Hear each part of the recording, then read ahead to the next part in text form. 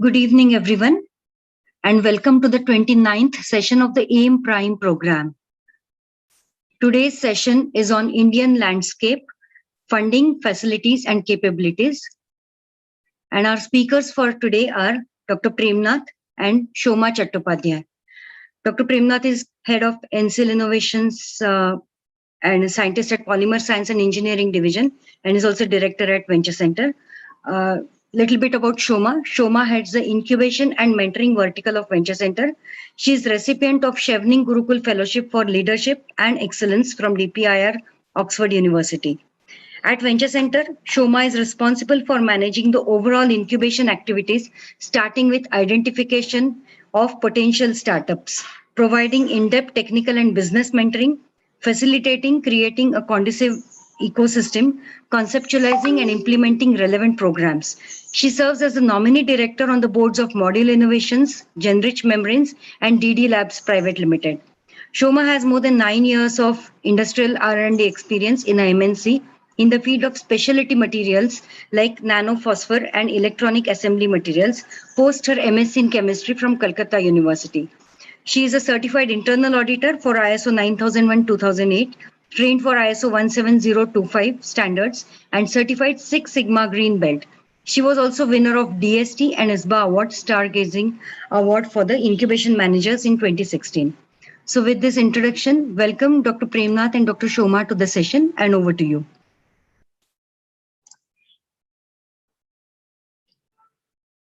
Can you hear me? Yes, we can. Yeah, just 1 minute. Can you see me also now? Yes. Soma, is that your slides? No, Soma, can you unshare? I'll do it. Okay. Can I just be shared? Can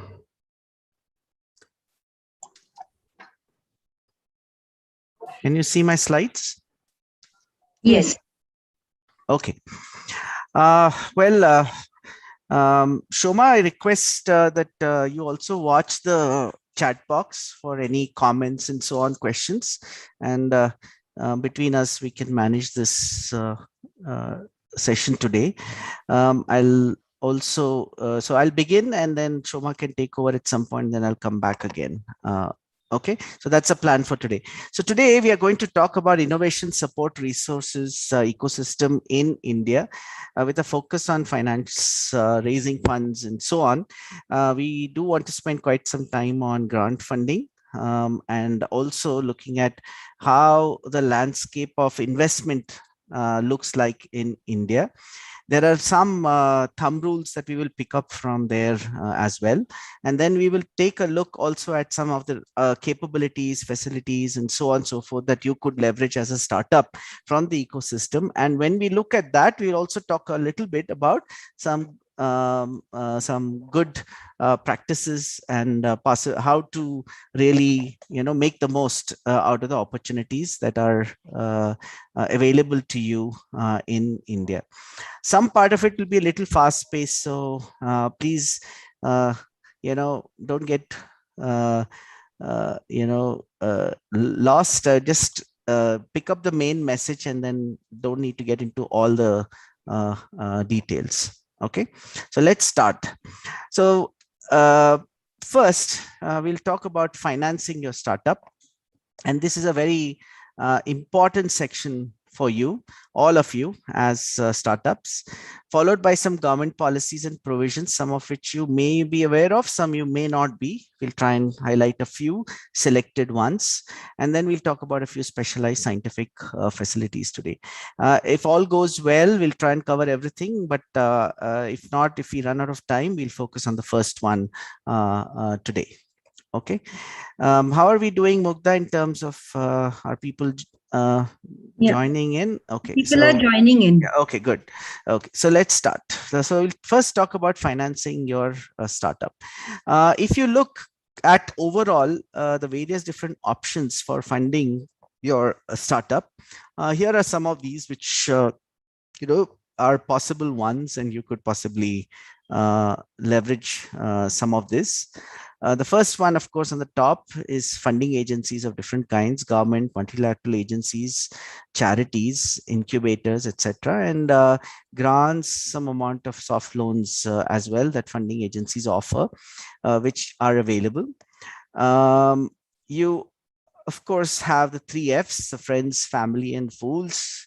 People who believe you, believe your story of a startup, and are willing to put in the resources. Traditionally, this has been the mainstay of all new businesses.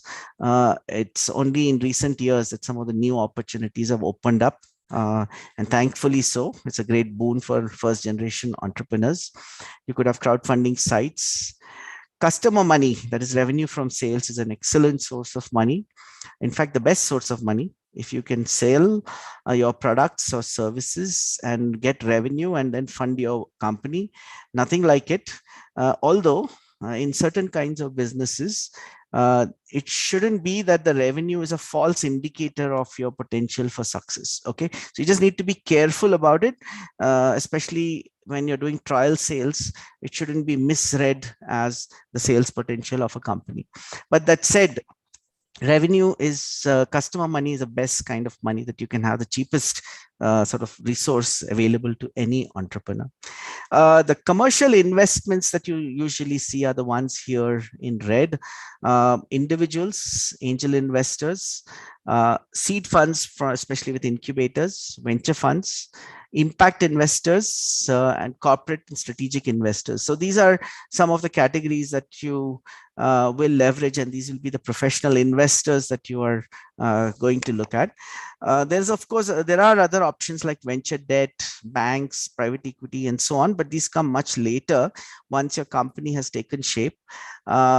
Some of the venture debt is directed towards people who already have purchase orders, products in market. Doesn't really help when you're at the tech development stage, or de-risking your technologies, getting to revenue, testing your early markets. These things work better once you have a better understanding of your business. Some of the venture debt funds that our startups are using today are more related to working capital, and it does work. It's very useful. But at a much later stage. Banks are never are really don't take any risk, so to say. They are basically looking.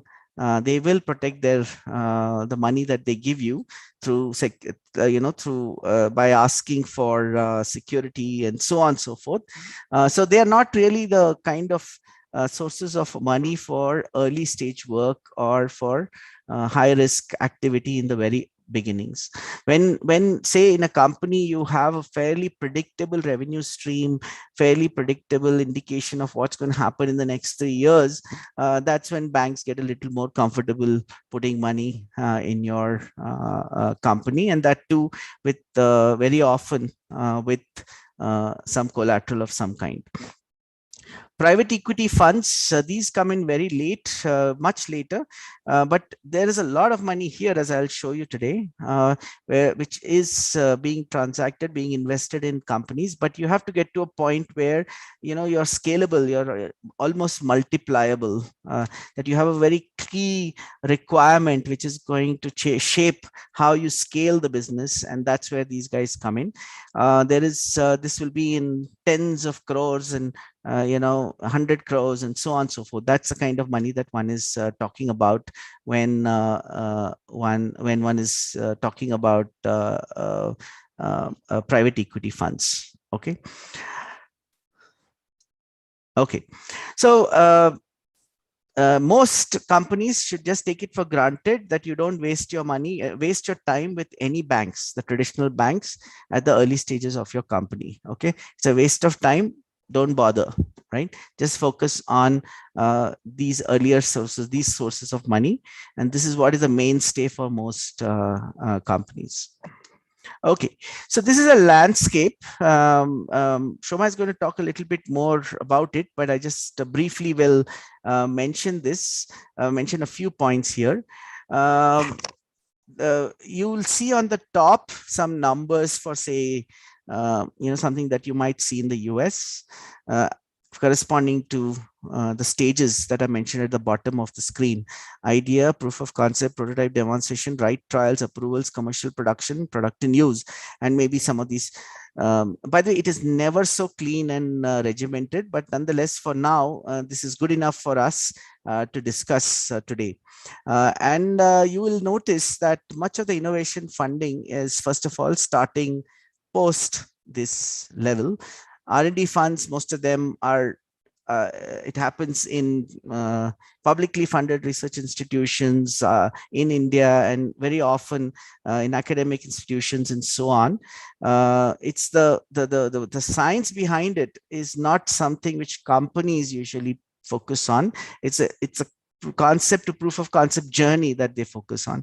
So don't expect to raise money for establishing science. Okay, that's not the way to go if you're building a startup. But yes, if you have a way to develop a know-how which is of practical use, yes, based on some science which is sort of not going to be questioned for soundness, that's fine, right?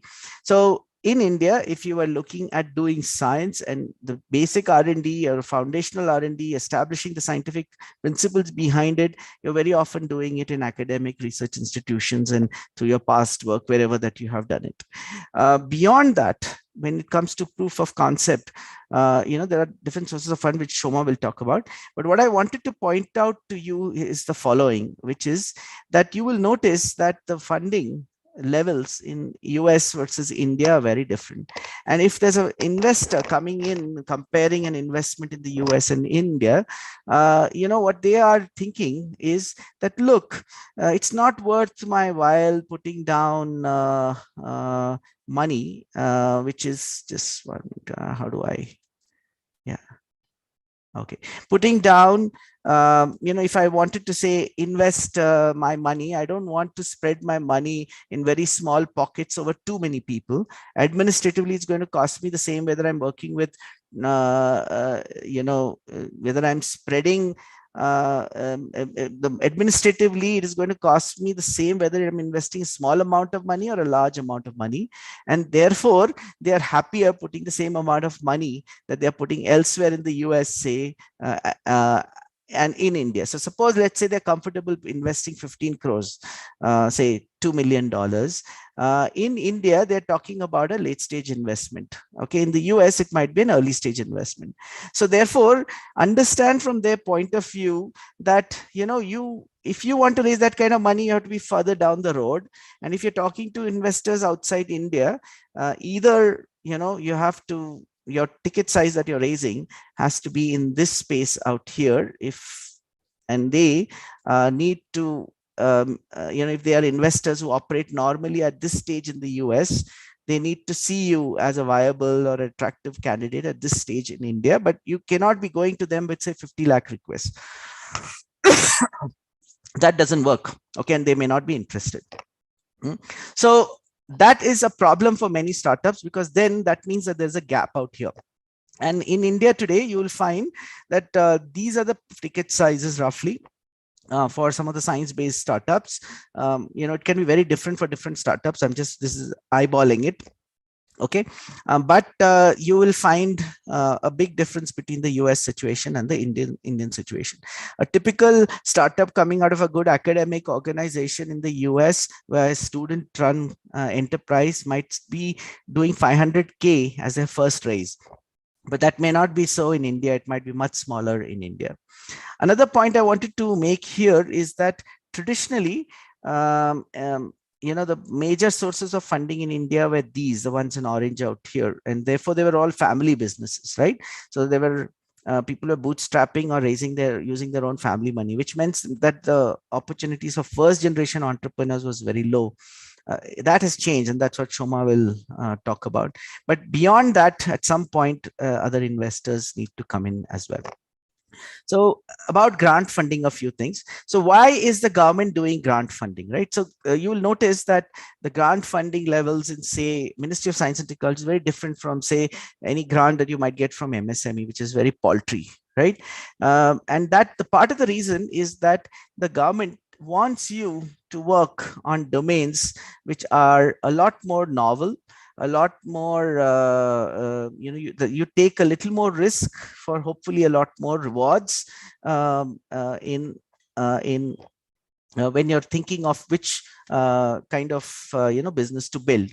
So you're trying to build an innovation-led business where there is higher risk, higher reward, and the government is trying to fill up this red space out here to reduce the depth to which you're going in the red, and therefore hopefully improve the IRRs, the internal rate of returns, the return versus this cost or the investment that you're putting in, and therefore make it more attractive, right? And you can also see that it's reducing the time here to positive cash flows. Hopefully this ratio of potential rewards to investment also improves, and that is the whole intention of giving you a grant, right? And to encourage you to work in these kind of domains. So if you're not in a domain where these kind of investments are needed, that's not of interest to them. Actually, that you can get a lot of money from different sources. There's no problem. I mean, in IT, that's the reason that you see a lot of investments, because you're not going too deep and you can get out of it very fast. Okay. And that is something which you must keep in the back of your mind when you're looking at raising grant money. A few strategies and rules for grant funding. Please remember, first thing, that the grant is somebody else's money that they're giving you the privilege to spend on certain heads and the purposes that they approve, right? It could be the government, which is allowing you to spend that money, but it is not actually your money. That's why if you don't spend it, you have to return it back, right? That's the whole idea behind a grant, right? You also, another general rule is you cannot use two sources of grant funding for the same scope of work.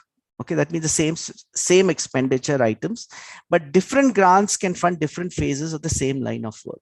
Okay, so here is an example. Here is a startup A, which has two lines of work, 1 and 2. Okay, in line of work 1, they do a project first, which goes from, say, concept to proof of concept. Project B, which goes from proof of concept to preclinical, and project C, which goes from which takes care of the CTs, the clinical trials. Okay, and the reason I have shown this as a little shorter in height is because the blue is the money that you're putting in as a company. So at this point, the government says, okay, you reach this far now, raise money and invest your own money also, and we'll match it. Okay, so we'll give you 50%, you put in half the money, right? So that's why I've shown this as a little narrower as a box. So these are 3 different projects, different scope of work, same line of work. Okay, but very different scope of work, and you could be having 3 different grants doing this one after another, and from here maybe you'll take over and run the company with investor money, right? Here is another example, the line of work 2. There's a proof of concept work which you have done, then maybe a project Q, which is the idea to prototype, say, mechanical engineering product, project R, which is just getting certifications, and project S, which is doing field trials.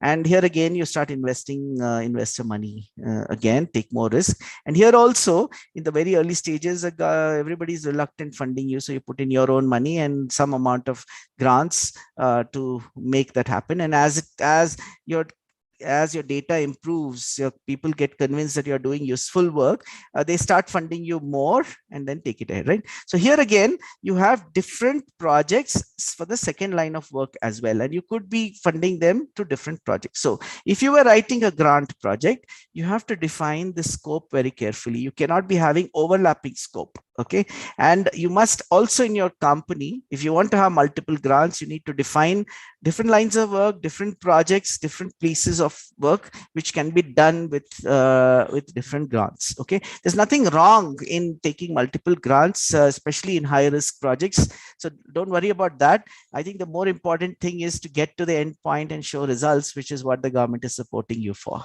Okay, another general rule, a few other points which I wanted to tell you was that if you're developing a platform technology, you might want to think about how you strategize your fundraising, your collaborations and resourcing. Okay, so here is an example. This is a blue box in the bottom, which is the base platform technology of the startup, say materials and methods that you're using. Ideally, you want to keep your IP unencumbered. That means no strings on it. Keep it as clean as possible, not hampered by various agreements and so on and so forth, right? And then you have an application A, an application B, and an application C that you are building using that platform, right? Now with that platform, and let's say for the moment that this application A is what is of primary interest to your investor. So investor says, I'll give you money, pump this up. Okay, I don't care about the others. If you get a grant, do it. If you don't get a grant, don't do it. Okay, but don't waste money on this. This is what I think is going to create value. So let's focus on this, right? And of course, to build this out, the investor and you decide that this funding for base platform will keep clean and focused entirely. Keep it unencumbered, right? That means no partners, nothing. This is IPs cleanly yours, and then you'll work with others on applications, right? So now you decide that, I'll for application B, which looks promising, maybe another investor would be more keen on it. It's worth trying out, building some value in the company. So you go ahead and raise money using a grant for application B. Application C, you raise a grant, but then as you develop it further, you enter into a joint development agreement with a collaborator and maybe tap some charitable funding as well for certain charitable uses for the technology. Okay, for some socially relevant uses for the technology, right? Sorry. So here, what you have done is, if there is any encumbrance because of having a collaborator, it is only limited to this application, hopefully doesn't impact your IP. And you have also raised money for all of these as well. Right? So, so a couple of points here. Base platform technology is best developed using own funds or equity investments. Direct your equity investments or funds over there. Or if you're accessing or in licensing unencumbered technology from R&D labs or academia, that's an option as well, right? And please remember that most of the government funding actually goes to not-for-profits. So if you want to do very, very high risk early stage work, it's the not-for-profit that's the right place to do it, the academic research labs. It's no point trying to establish science in a for-profit company and burning your resources, right? Different grants can support, demonstrate applicability and proof of concept, proof of value for different applications. So you can use one grant for this, Gates Foundation, Wellcome Trust, BIRAC, okay, all possible, and this is fine with different applications, and they might be of different interest to different people. Funding by collaborators, partners is better at a later stage for a narrower scope. That is this JDA with a collaborator, keep the scope narrow. So I think this is where I'll stop. I'll hand over to Soma. Are there any questions, Soma, that I should take up at this point? Actually, there's a question which says that do you get bank loans against soft assets like patents and trademarks? If you are not planning to address it later, maybe that you can take now. And very, very unlikely. Okay. Banks, first of all, don't take any risks. And in India, they don't value all the soft assets as much as well. Okay. So it is very, very unlikely that will happen. There are cases where people might have done it, but that is often related to other developments. So you're aware of the biggest controversy around Kingfisher brand, right, as an asset, and the funds raised by Vijay Mallya around it, and and the controversy around it as well. So you should not be doing, you are very unlikely to get any resources against soft assets in India. Shall I take this other question also, or is it different? That is regarding the convertible and safe notes. Would you address that during the investment section? Yeah. So Bala, can you remind me? We'll take this up at the end. Okay. And any other points? Yeah. Harish has a question on the IP generated using government grant funding for foreground and background IP. Yes. So in government funding, currently, if you look at most of the government grant funding, which is from DBT, DST, they have taken efforts to ensure that the IP stays unencumbered with the party who is doing the work. Okay, so which is good. I think it's forward looking.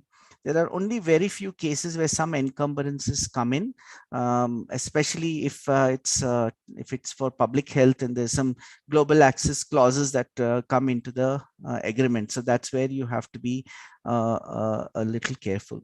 So if you're generating, say, IP with government grants in an academic institution, you have to see what the terms of the grant are regarding IP that is generated. In Ministry of Science and Technology right now, we are seeing that most of the IP is fairly unencumbered. Okay, in some very few cases we see where they do put some clauses on IP will be managed by so and so organization, ownership and so on, but it is increasingly lower. For companies, their BIRAC and DST have kept terms such that it doesn't encumber your IP. Okay, so that's good, but it devil lies in the details. You have to go into details in each case. So I think Shantini has a question on grant versus investment. Maybe that we can take up later again when all the section have been covered. Yes. Okay. Yeah. Let's continue. So you can go to the next part, Soma, and I'll come back later after you're done. Okay. Maybe you can stop sharing. I'll share it from my place. Yeah. Yes, please. Okay.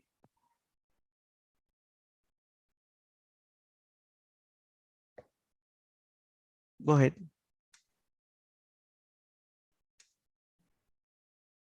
Is it visible full screen?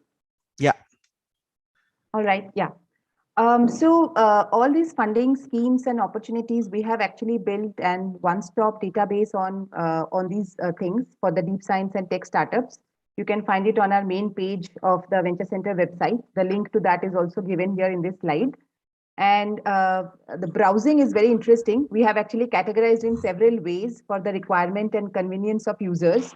One can browse this via funding stages, like whether you are in tech development stage or scale up or market entry, or via nature of funding like equity, debt, grant, by range like starting from under 10 lakhs to all the way 10 crore, government, non-government source, or maybe by focus area. So all this information will be probably very useful to you. And we also publish the open calls via blogs on that particular site to inform about the active opportunities. And if you get time, please do visit to get the information about the active funding calls. We do also disseminate this information via newsletter. So I would encourage you to enroll yourself for the newsletter. All right. So now just after where Dr. Premnath stopped, maybe going forward, let's look at some of the, what are the stages that are in your innovation journey that you would need to raise your funds, nature of those fund requirement, depending, of course, on the initial cost of developing your idea, what are the sources of funds, and basically what sets them apart from each other. So according to us, it is a simplified version, but we think we can probably categorize the fundraising buckets in all these boxes that is mentioned here. To start with, it's of course the R&D and the pre-POC kind of work that you would start with. And we feel that fellowships are the ones which probably is helpful in these kind of funding these particular stage. Moving forward, there is proof of concept, building your first prototype, and little bit of validation as well. Then the other grant funding schemes actually kick in. And these grant funding schemes mostly are from the Ministry of Science and Technologies and other ministries. And moving on to the functional prototypes, pilots, demonstrating and validating further, again, the larger funds will come. They might come with matching requirement or maybe capped royalty as well, that we'll discuss in a while. And the other bucket next to that would be product validation, extended trials, certification. Again, one would probably would like to raise funds in the government Ministry of Science and Technology grants and some seed investments at that point of time, which are probably deployed by incubators or maybe the early angel investment as well. Next, give me a moment, I'll just hide my things here. Okay. Going to manufacturing, sales, and market entry. Again, you have to probably go for early stage VC, seed, angel, the external investment, the commercial investments, and also the venture debt kind of instruments can also play a part. And as Dr. Premnath mentioned, for further business scale up, the private equity and large amount of venture scales, loans, etc., can be then raised by the startups. So if we kind of again come back to the funding landscape that Dr. Premnath was showing, and we map those funding buckets once again here, and we again map them against the amount of funding requirement, we feel between ideation to proof of concept development, one may typically require a funding amount up to 25 lakhs, which can be, again, as I said, can be probably be secured via the fellowships. So as he also mentioned, the traditional way of funding, right, the 3 Fs, which is the friends, families, and probably the investments, can take care of the entire journey. But most cases, surviving off the generosity of friends, family, and your own pockets may not be sufficient, especially if you are working in a deep tech science-based kind of venture. So it is important that you have funds coming in from other external sources. And the good news is that there are a lot of government grants and funding opportunities that can cover the entire zone of ideation to all the way to the rights, trials, and approvals. But here, one important thing to note would be that these particular funding options dries up beyond 2 crores of kind of funding.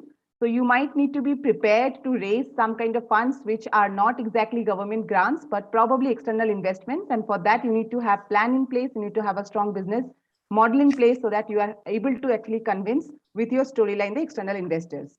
There are other opportunities. There are large national programs which are highly competitive. For example, BIPP, NBM, CRS are also there. And one can also approach the soft loans from TDB, which comes with a softer interest part, maybe 5% or so like that. But then here is the zone where probably would be requiring to go to the investment zone. So let us now dig little deeper into some of the key financing options that we have commonly seen most of our startups raising in the venture sectors ecosystem. So the first one that I have projected here are the funding schemes from BIRAC. As you know, BIRAC is a not-for-profit public sector enterprise set up by DBT. So the BIRAC has a series and a range and host of funds available which can secure the funding requirements starting from very early concept ideation to all the way to late stage commercialization market entry. So if you are working in a broadly defined biotech sector like medtech, pharma, agriculture, food, nutrition, biofuels, sanitation, digital health, or maybe AI, IoT applied to these fields, this is not an exclusive list, but if you are working in these domains, there's a high chance that you would be able to survive the entire journey from conceptualization, ideation to all the way to the late stages using the government grant at various stages. But of course, you need to understand detailed guidelines of the program. You need to understand the amount of program, the timelines of the program, and plan it accordingly. For example, you also need to understand what kind of a nature of your company is. If you are right now as an individual, so you need to understand what are the funds that you can go ahead and raise.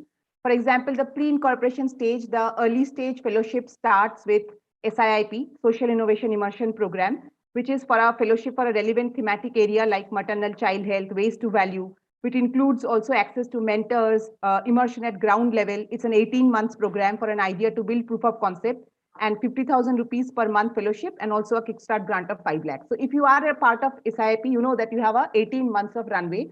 And then probably within 12 months, you need to think through that what would be the next range of grant that you would require to validate your POC.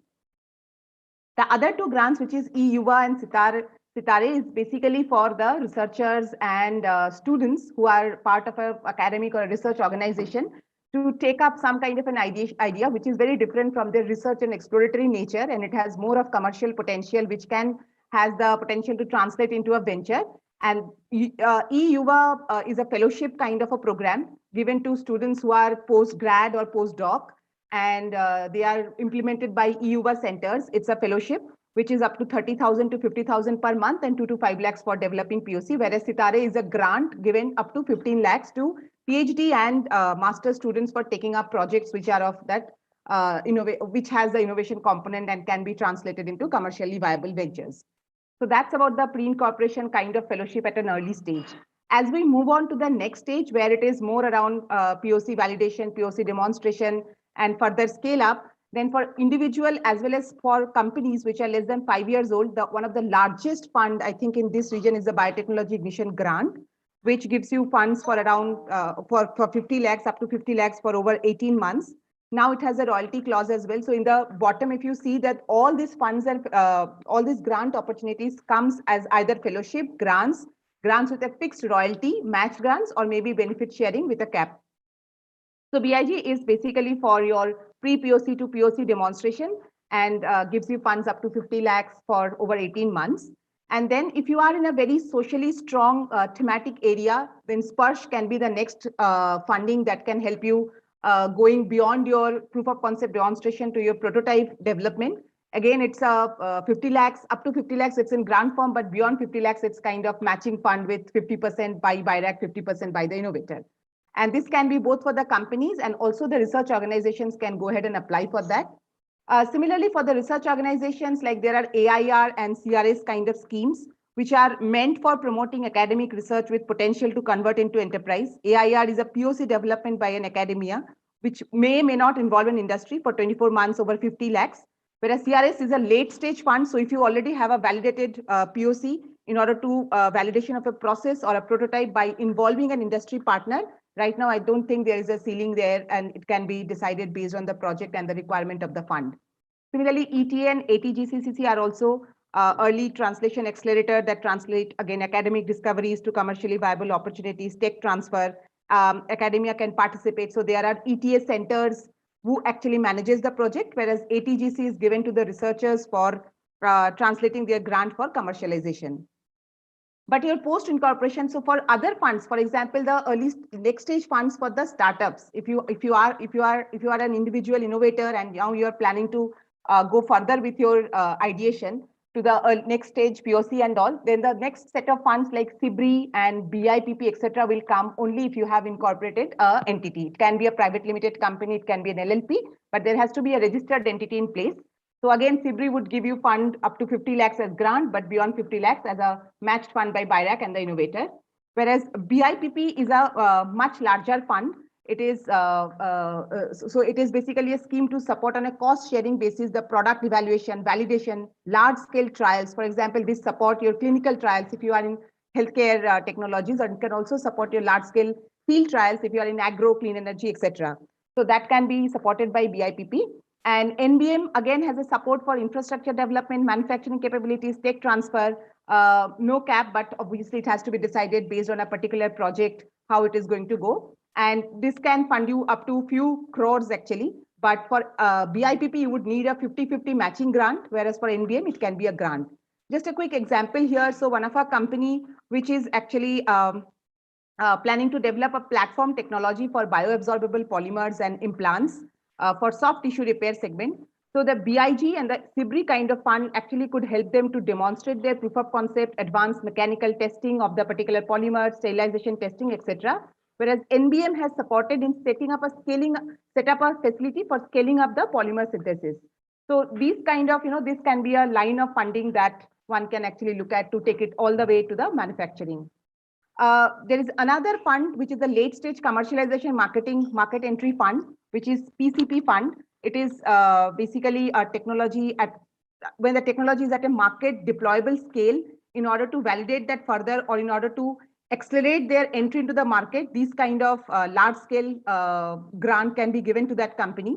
It is so it should be so that the company is able to just commercialize within 6 to 18 months, and support is given for 24 months with benefit sharing up to maybe 7 crores or so.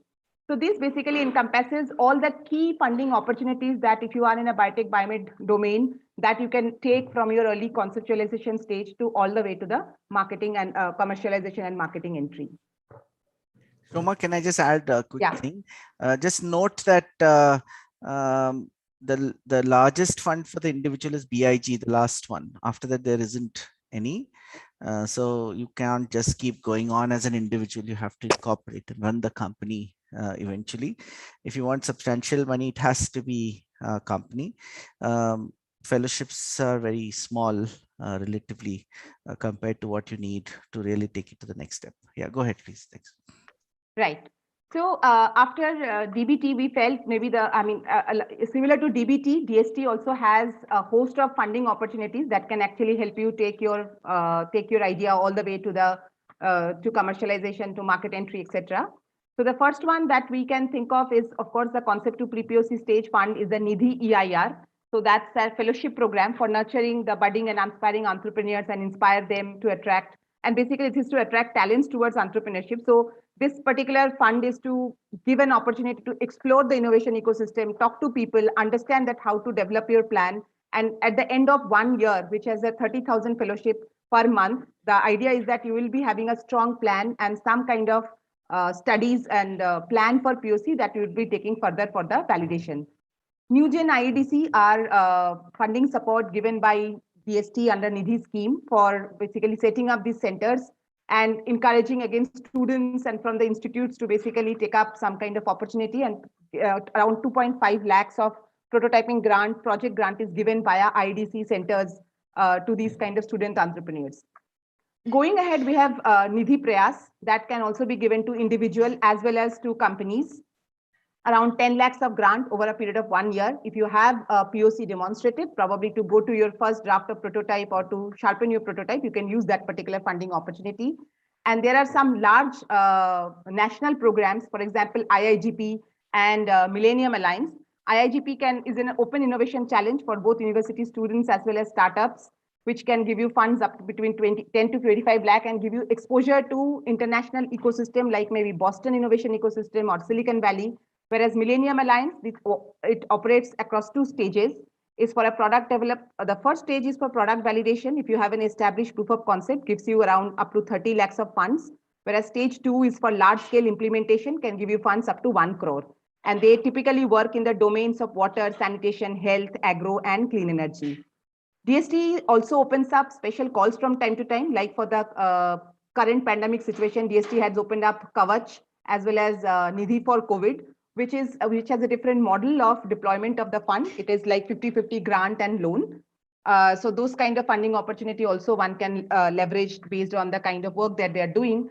There are other funding opportunities in the later stage. For example, GITA facilitates the bilateral kind of national program. So wherein one country can actually partner with our government, and then those kind of funding can be given to the startups.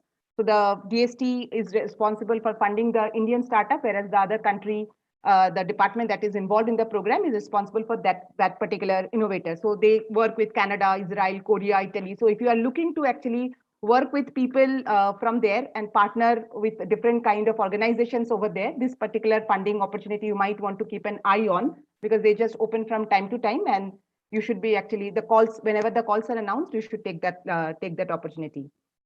TDB is basically a large funding scheme they do have, and they operate via equity, soft loans, grants, everything. And the loans is typically at a simple interest of 5% they offer it to the startups for taking your journey all the way to the commercialization, for manufacturing setup and all of that.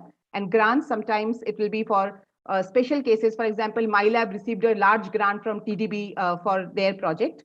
So similarly, like special cases for indigenous technology, grant is also deployed, but that might have some royalty clauses as well.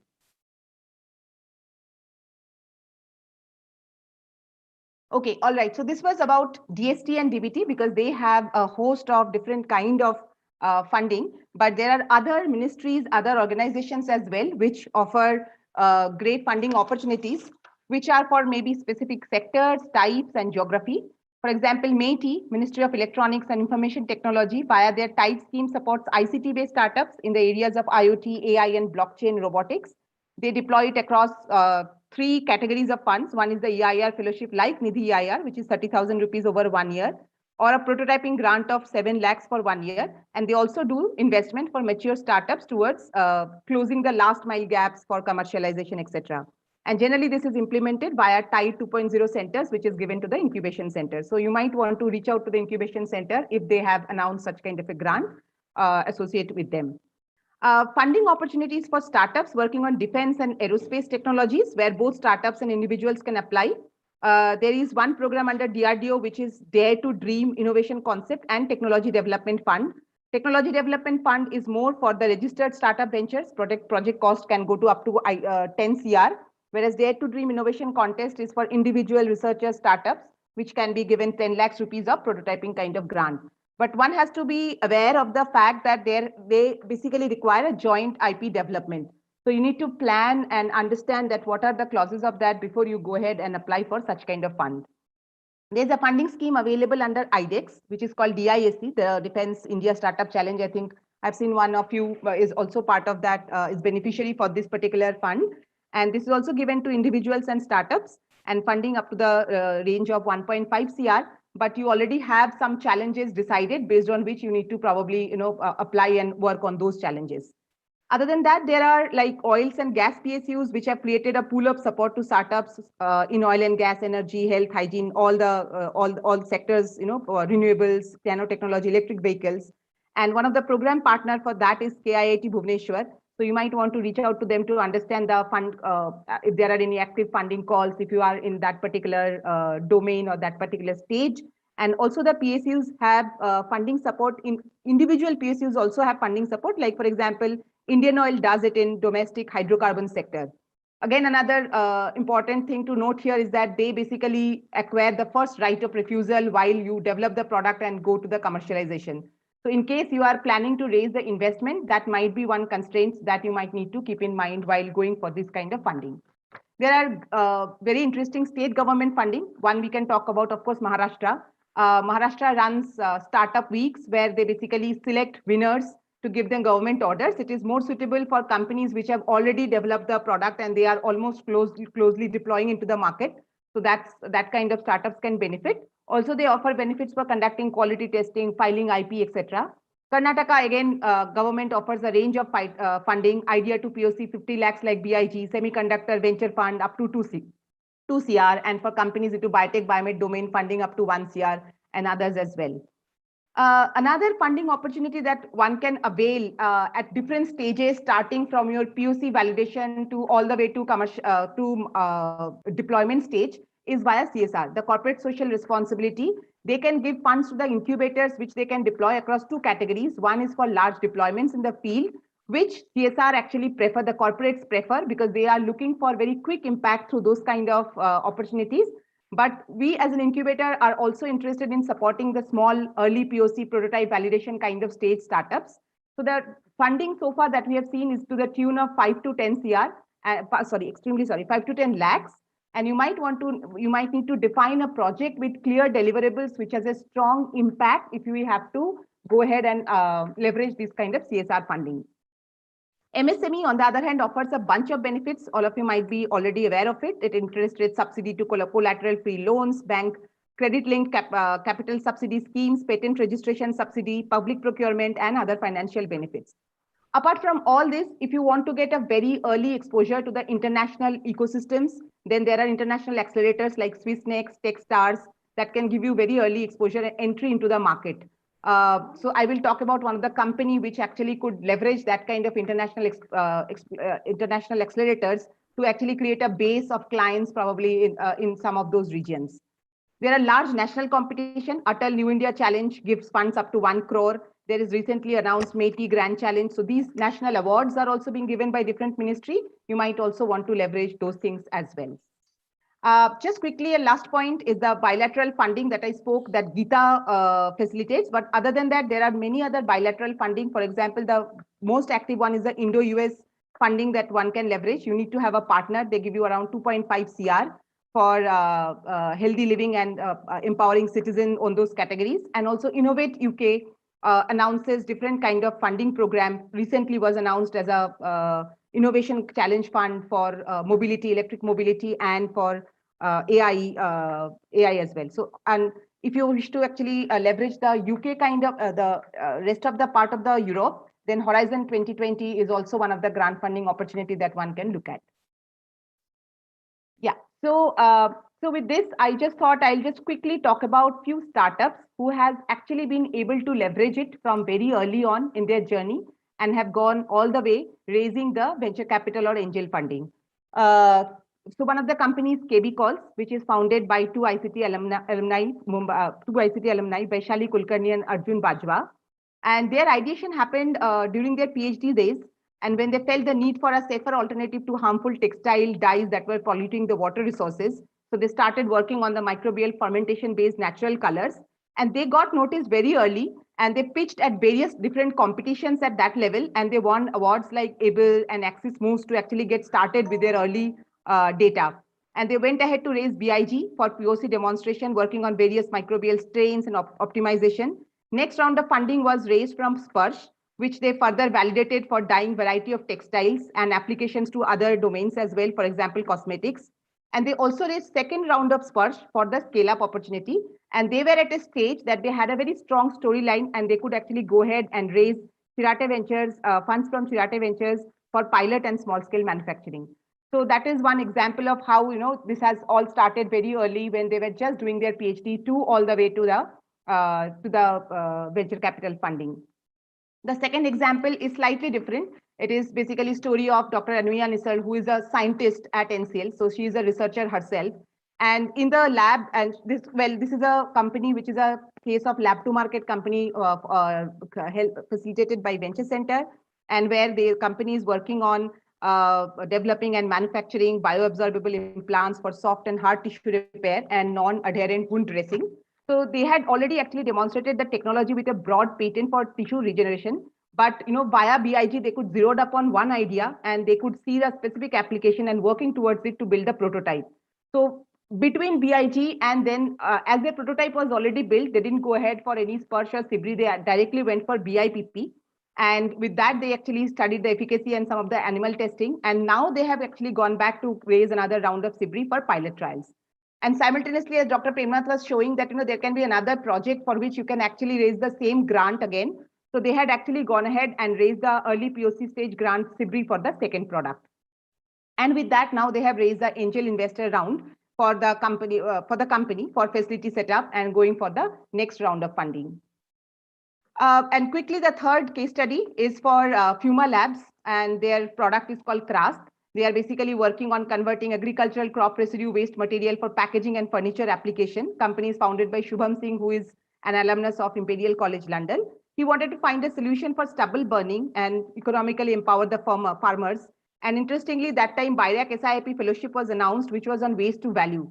So he was very quick to apply the same and utilize that for understanding the problem deeply through its immersion programs and design his studies for POC development. Going ahead, he raised again the BIRAC SOCH grant and also the BIG grant for further extended validation for his boards and the adhesives that he was working. And in between, as I mentioned, he's the one who actually got chance to work with the Techstars and 100+ accelerators, which gave him, which actually helped him strengthen his business plan. He also received some internal exposure, as well as funding to understand that how to generate a client base and interact with the clients. And now he has received the Millennium Alliance for his pilot trials, and of course, preparing himself for the next round of funding. So yeah, so I think with this, the grant opportunities and the way people are using it, probably it gives you some kind of an understanding and picture. The next one that I would like to now take it ahead from here would be one aspect of further, as we go further from grant towards the external funding, that one thing that you can probably get some experience on how to raise the external funding is from the seed funding. We had already mentioned in our map that the seed funding also plays a role along with the grant funding opportunities in the early stage of your business. So basically, if you already have a prototype, you have already demonstrated prototype, you have some early data in place, you have a stable team in place, you have already registered your startup. That is, I think, the time when you can go ahead and can look for raising such kind of investment from the incubators, which probably deploy the seed fund investment. So if it is between 25 to 30 lakhs, up to 25 to 30 lakhs is what you are looking for, then BIRAC seed fund can give you some kind of funding if you are in the biotech biomed domain. MeitY Tide also can do that investment, and via AICs, which is funded by AIM, up to 25 lakhs rupees of seed fund can be also raised from this particular organization. But if your requirement is more than that and you're looking for up to 1 CR kind of a seed fund, then Nidhi SSS, under the Nidhi Seed Support Scheme, BIRAC LEAP scheme, and to an extent 270 to 80 kind of lakhs, Startup India Seed Fund can also help you in helping in your fundraise. And others like Social Alpha, Will Grow, these are the so the fund that I was talking about again is supported by Ministry of Science and Technology kind of funding, but there can be some private investors which are like Social Alpha and Will Grow can also offer you the kind of seed fund. So so basically this kind of seed funds is very useful because these seed funds can, as I said, can give you the first-hand experience of raising external investment. Seed fund can act as a bridge grant between your fundraise through grants to when you go to the external funding. And sometimes some of the grant funding, for example, BIPP and SIBRI requires you to match the fund. So the seed fund can actually come as a matched fund. And also you can get other funders who are ready to actually co-invest along with the seed fund to your company. So yeah, so the details are over here. In case you need more information, we'll be happy to discuss. Shoma, there's a question here. Which of the funding options can be applied directly by the startup and which are distributed via the incubator? So I suppose it is what is directly from the agency and what is via the incubator. Right. So for example, the SIBRI, BIPP kind of funding, right? These are directly by the BIDAC. They operate centrally from there. Whereas funds like BIG, Prayas, all these are distributed by the incubators. Yeah, as a general rule, Tulsi, most government departments, if they are funding it directly, they will do it via incubators. Okay, because they are not allowed to work directly with for-profits. In the case of DBT, it has created BIRAC, which is an entity in between, so they are able to work directly with startups. Okay, so most of the cases you will find them working with via incubators or some other not-for-profits, right? Okay. There's one other question out here, which is about BIG also asks for registration. I suppose Sandeep is asking about company registration. No, you do have an independent, you can have an individual applying, okay, in BIG. That's one of the unique aspects of BIG. But you know, once you can apply as an individual, if you get a grant, we would strongly recommend that you take the money, convert it to a company and take the money in a company. Okay, that's what we normally would recommend to people. There's a question, another one on, are LLPs not eligible for some grants? Is it better to convert to private limited? Do you want to address that, Shoma, or should I do it? Yeah, LLPs are eligible for some of the grants, right? That's what I said. Like for even for SIBRI and BIPP, they are eligible, but better to convert into private limited. I think, yeah, Dr. Premnath, you can add, because the credibility is more. Also, if you are going for your further investment, it is easier that you already have a private limited in place. Yeah, so if you're going to raise commercial money at some point, definitely. It's good to convert it to a private limited company. LLPs now are eligible for many pockets of grant funding, so that is possible. Okay, so it's not that it is not. Even BIG is open to LLPs. Okay. Are there non-government funding available for incubators too? Yeah, so it could be through, say, big, large charities, for example. So Gates Foundation, say, runs a grand challenges. They might route some money through incubators as well. So these kind of things are possible. For Horizon Europe, Indian startups, can they apply for Horizon program? Shoma, you want to comment? So actually it depends on the kind of program they're announcing. Somewhere they actually look for partners through which the startups can benefit. That is the most common form of the programs are. Maybe, you know, some programs the startups are also allowed to directly apply. But yeah. I am not completely sure there. But I know they look for partners via which the startups can benefit. Yeah. So, Sai Prasad, there are certain international grants where they do open it for international applicants. Okay, so only thing is it takes time and effort to figure those out. So, Innovate UK, if they announce it, you can look up their website, or the grants.gov in US. You will find some which are specifically open to international applicants as well. Okay.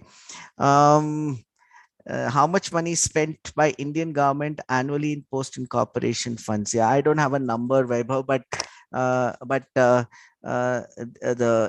scale of BIPP is much larger than BIG and so on. So money is going into, but late stage, of course, is being spent on different types of projects, right? I think that's about it, right? Shall I continue, Shoma? Yes, yes. You can unshare, please. Sure.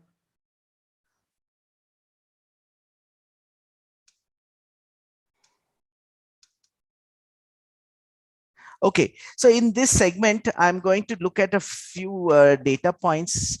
Please note that the data is roughly from 2018, but the message is still relevant. So I will use this, and it will be a little fast. So please bear with me.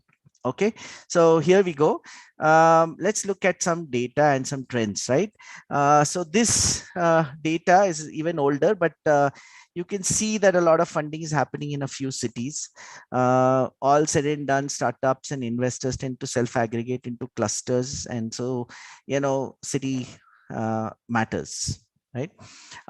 Which sector got the most funding? This is much older, but nonetheless, it's e-commerce, consumer internet, mobile app services, which is still the case. Okay, there's no big change. Healthcare, you can see technology, the healthcare hardware is unfortunately quite small. So all said and done, most money in India is going towards e-commerce, consumer internet, mobile app services, ITS. By the way, guys, don't get disappointed. I just want to point out that these are the realities of the world. Okay, an analysis we did in 2018 in healthcare. If you look at it, health IT interface is again top category, with all things like NetMed, PharmEasy, those kind of things raising money, and MedTech is next, and therapeutics is last in India. In UK, therapeutics is very high up, whereas in US, again, health IT interface is higher, followed by medtech and therapeutics being roughly equal in terms of in standing in terms of investments, right? Shoma, just alert me if there's any question, please. Okay, if it's relevant question, please feel free to stop me. Okay, here is some more data. So I've taken a few selected data points. So this shows basically the deal value and the deal volumes in different sectors. And again, it shows similar trends: consumer tech, BFSI, banking, finance, fintech, telecom, real estate, IT, ITES being top categories. These healthcare does figure somewhere in the list, energy and manufacturing, but sorry, healthcare here is very often hospitals and diagnostic chains and so on and so forth. So when it comes to big money, that's where the big money is really going. Okay. Here is another data set which talks about funds, what they expect to see, where they expect to see the highest level of investment activity. And this reflects sentiments much more. And again, you will see fintech, consumer products, healthcare, and so on. Not at all surprising. You can see it's still happening in the market today. So fintech, consumer tech, health tech, agri-tech. Agri-tech is showing a boom right now, a lot of investment happening. So we are hopeful that that might be a sector which might see more money in the near future. My feeling is medtech is going to take a little longer, but it will probably be one of the waves in the near future after probably agtech, if all goes well. Okay. Angel investments. So just to give you a little, so sectors do matter which sector you're playing in. If you're looking at big money, it is limited to certain sectors at this time. right? Angel investments, there are different types of categories. One category is angels investing in their individual capacity, and then there are angel networks. By the way, these slides will be available to you, so don't worry if I'm going too fast. And then there are facilitated angel investments, different types of companies which are involved in putting angels together, and you can see many lists online, so not going to spend much time. The world's largest angel network is the Kirutsu Forum, and there's one in Chennai, one in Delhi, Bangalore, one Mumbai. Okay, the three operating in India, and Indian Angel Network, of course, and these, right? But that said, one of the things I'll tell you is actually this angel investment volume seem to be much higher than these networks, and let's look at these as well. So this was data from again 2018, and these were the top angel investors. So the reason I put this out is, of course, first of all, you can see they're all individuals having high net worth individuals who want to invest. Few angel investors are involved in many deals. This gentleman is involved in 80 deals over a period of 10 years. And still, you can see that it's about 4 deals per year per angel investor. So they won't be doing too many. I'm just giving you these numbers as indicators of what people do. So don't expect that one angel investor is doing too many deals. There will be limited number of deals, but it will still be concentrated around a few people nucleating a lot of different companies. So these 10 guys have been nucleating a lot of different companies, and of course they have their sector preferences, and it shows up when you're looking at some of these investments. Here is one more data set. This data set is about angel investing. In the top, this one that you see here on the top, the orange is angel club deals with where angels are clubbing the deals with VCPE funds, and these are deals involving only angels. Okay, the message you get here is that most of the deals are being clubbed with VCPs. So Sachin Bansal or somebody investing with many other with a VCPE fund. So they are bringing. So in a way, they are acting as catalysts. In a way, they're riding along. It's a syndicated deal.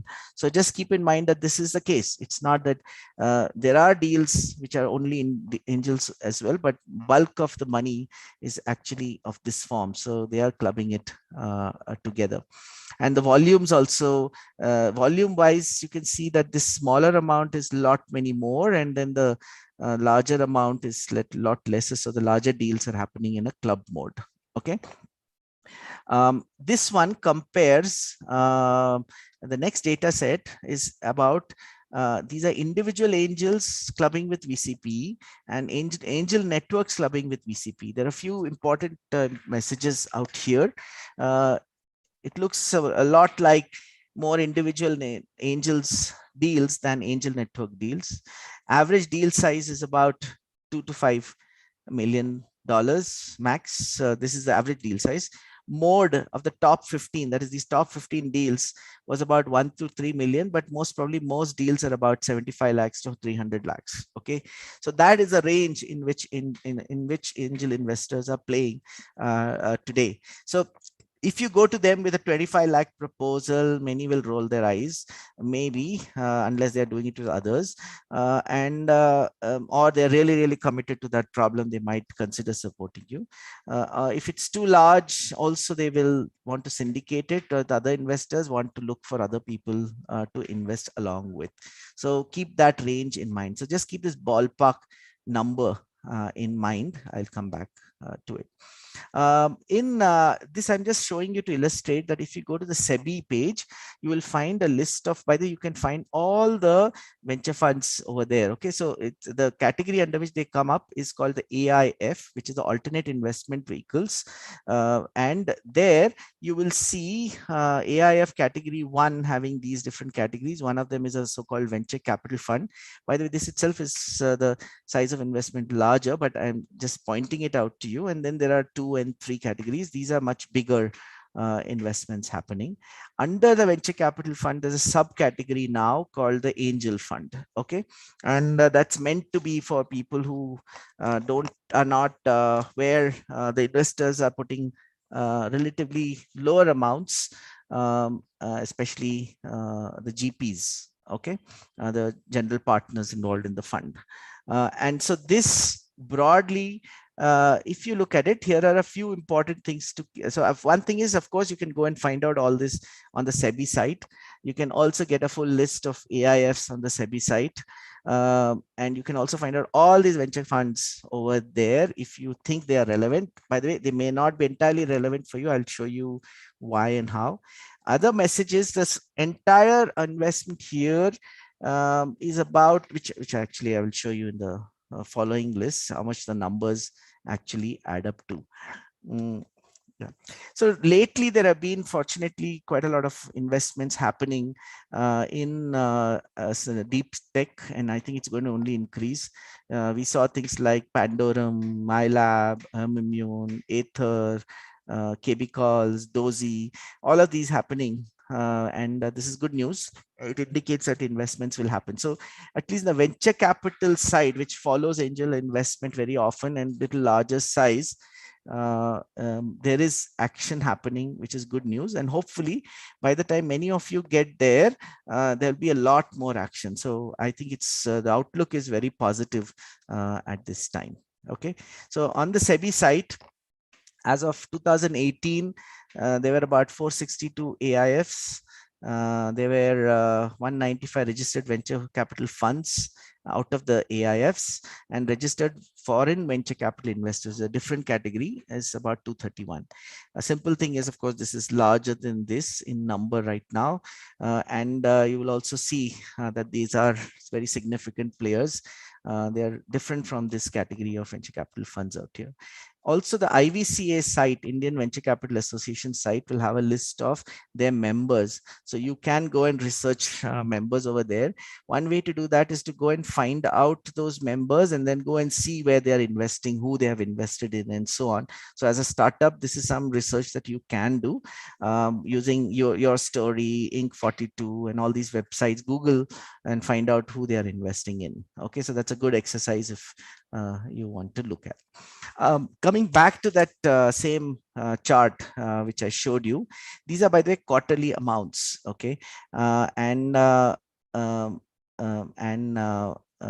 you can see roughly, if you look at it, it's about maybe 35 to 50, 60 thousand crores in a quarter.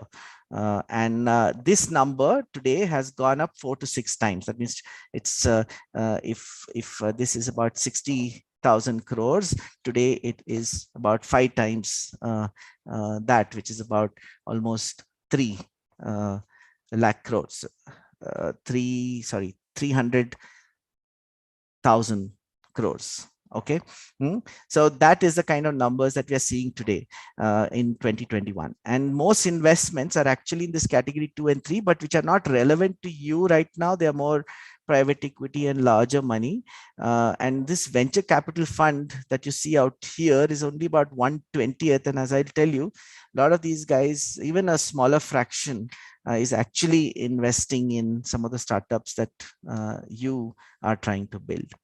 Again, you can get a pattern of where they are investing. So you can see information technology, services, real estate, industrial products. Biotech is relatively small, pharma is relatively small, and it is so most investments, first of all, are happening by foreign VCs than VCFs. That's one lesson. Second is top sectors are real estate, services, IT, industrial products, telecom, media, pharma, bio. Okay, these are the sectors that you are seeing listed over there. There's also lists like this that you can find of who's investing every year in different startups. So this is a list of, say, 5 venture capital firms which are in that year where they're doing the top number of deals. So that's Bloom, Nexus, IDG. By the way, IDG is now Chirate, Sequoia, Axel. Okay, these are the 5 who were top of the league. Incidentally, Axel was one of the earliest investors in Flipkart, which I'll come back to. And of course, you might get a chance in this AIM Prime program to meet Bloom at some point, and maybe Chirate as well, IDG.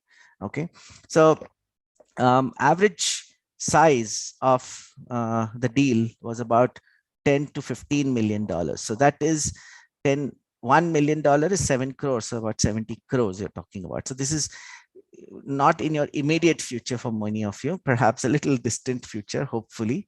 They're doing about the total number of VC deals is about 1,000 deals a year, and less than 10 deals per year. And these guys are responsible for, so these are the rough sense of numbers. So you can see the number here is much larger than the number we talked about in the case of angel investments, right, which is 100K to whatever.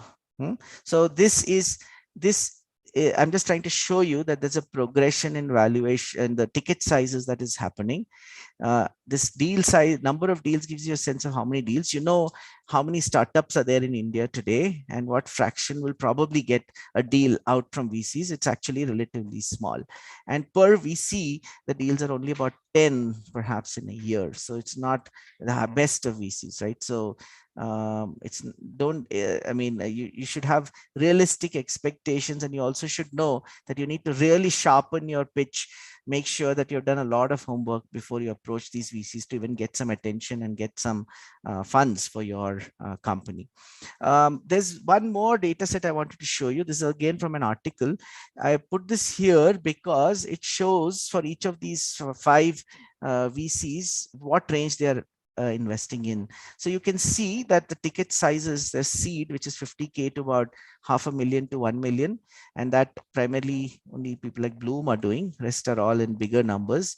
Early, which is 0.5 to about 1 to 10 million, and growth stage is about 5 to 10 million to 100 million, right?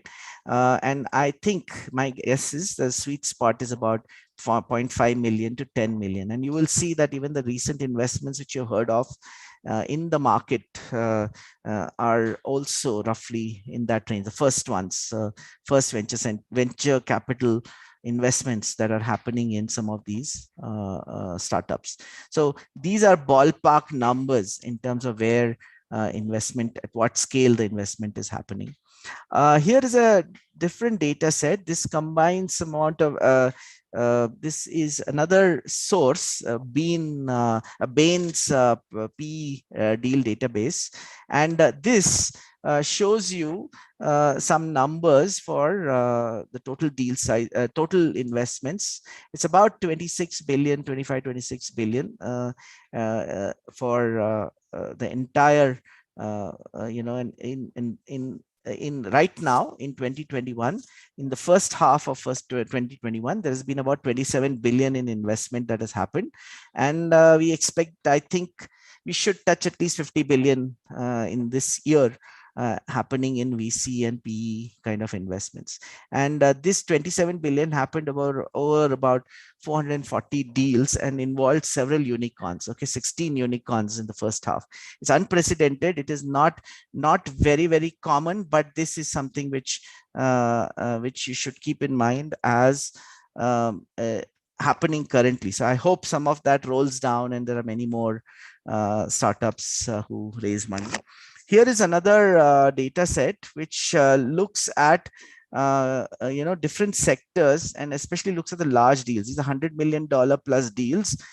And you can see again that a lot of them are focused in certain sectors like consumer tech, financial services, industrial goods, tech media, and so on.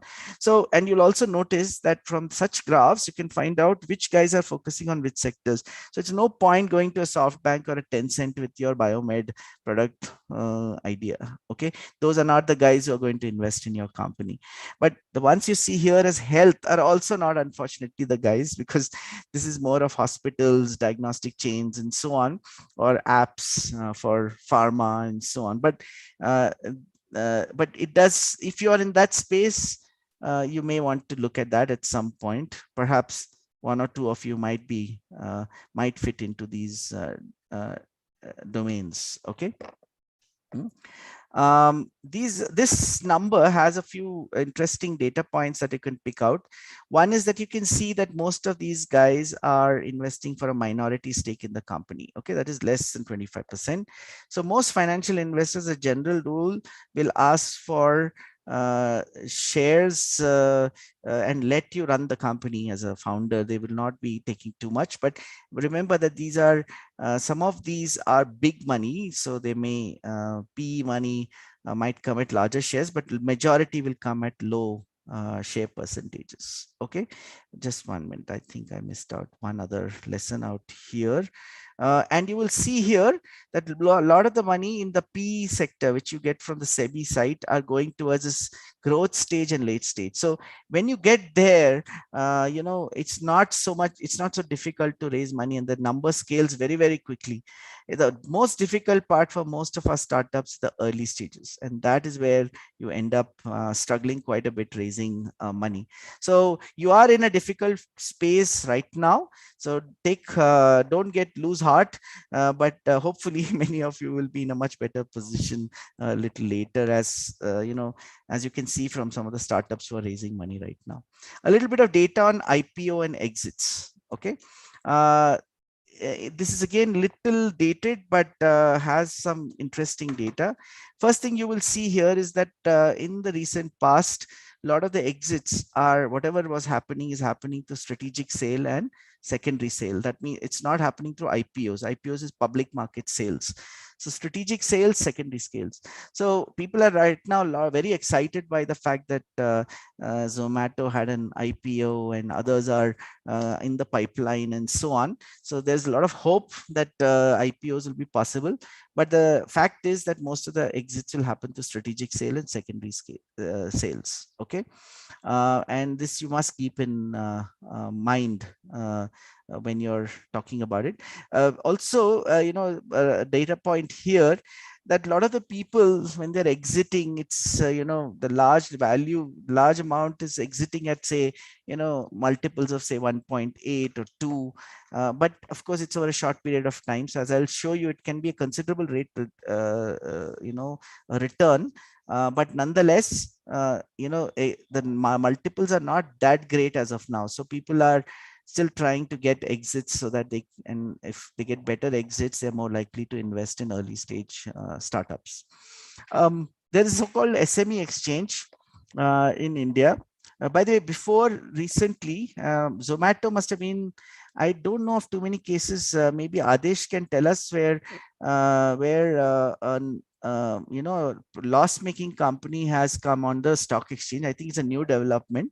But before this, the government had kept aside still has a SME platform, and the numbers which the SME platform has been helping companies raise is not very phenomenal. This number is hardly about 10 crores in terms of average fundraise for the issues, which doesn't look too promising. So if while this might be an option, it is not a very promising option for the kind of startups in deep tech space. Okay. These are some data from global IPOs, and I just wanted to point out a few things out here.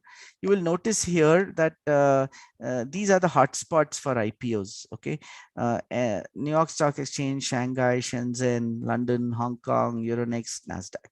Okay, so all said and done, a lot of the action is happening here in terms of IPOs. So if the IPO is the way out, that's where you'll end up. And that's part of the reason why sometimes the companies which are growing very rapidly and suitable for IPOs will probably move into the US and other places and not necessarily be located in India. So if you're building that kind of a company, this may become one of the things that will naturally happen. Okay. This particular data set, I'm just going to do some thumb rule kind of numbers because that's what I could do in the time that was available. But this has some numbers on IPOs again. 2017, these were the kind of IPOs. So I just looked at the numbers. First of all, IPOs as a mechanism for exit, it is a valid mechanism, doesn't happen very often. As I told you, it's not the most most common one. Strategic sale and secondary sales are more common.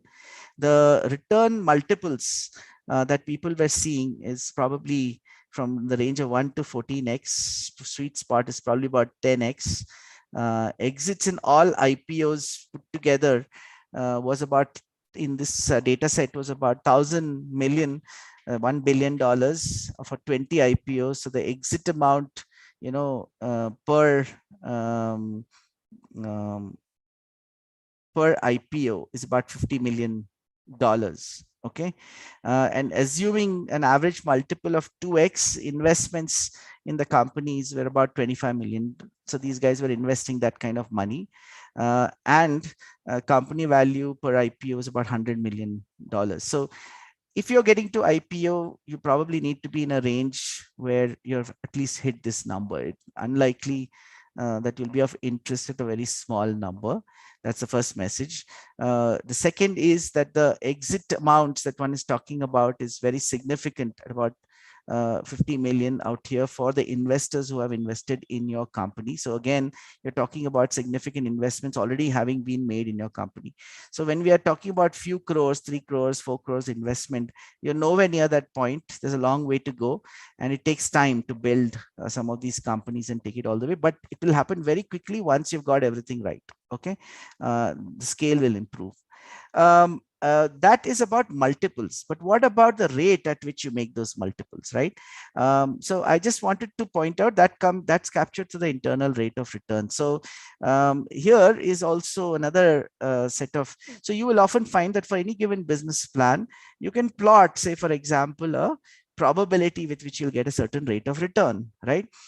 And in a typical scenario for a startup, the kind which you are building, you will find that clearly, you don't want to be at 15%, and that's not where you want to play, by the way. The reason is that long-term stock exchange growth might be at 14 to 15%. So you might as well put in listed stocks. Then why would you put your money as an investor in a startup, right? You don't want to show returns which are so low that they're comparable to bank FDs, of course, right? Not even this much. So you probably will be expecting to show returns in somewhere in this range, right? And perhaps 100% as your IRR.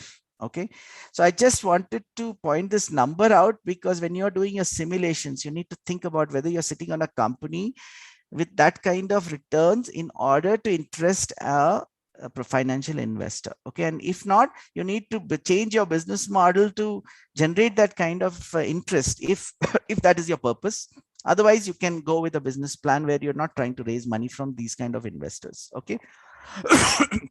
I wanted to give you so I took, this exercise I just did some time back.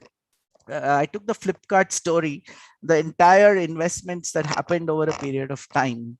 So my rough estimate was about $7 to $8 billion was invested before, by the way, at the time when the sale happened.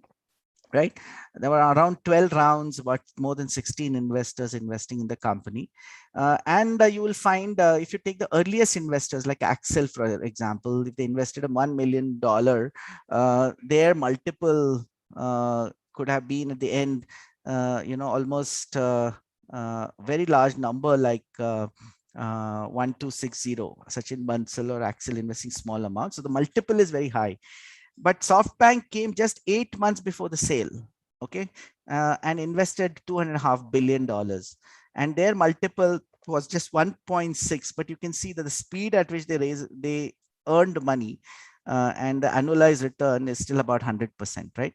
So a couple of thumb rules out here. So one is talking about in a successful exit for a investor, returns of the type of 100%.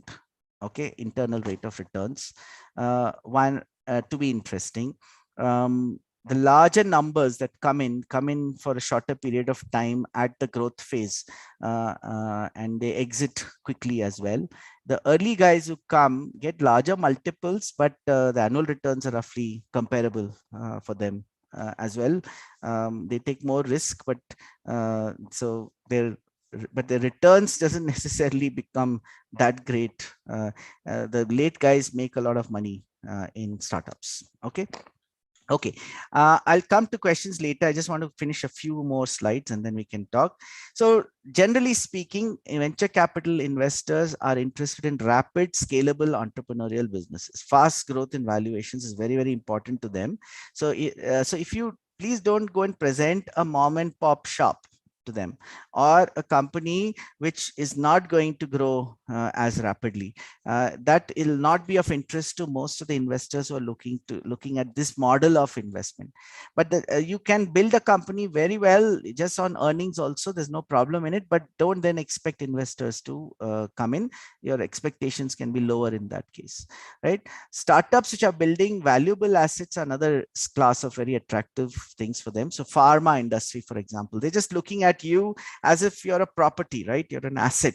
That means your company is building an asset out which can be owned and then sold to somebody else who values it more, and therefore they make money in the process. It's like a piece of jewelry that you construct, value, put it together, and then make it available to the highest bidder, right?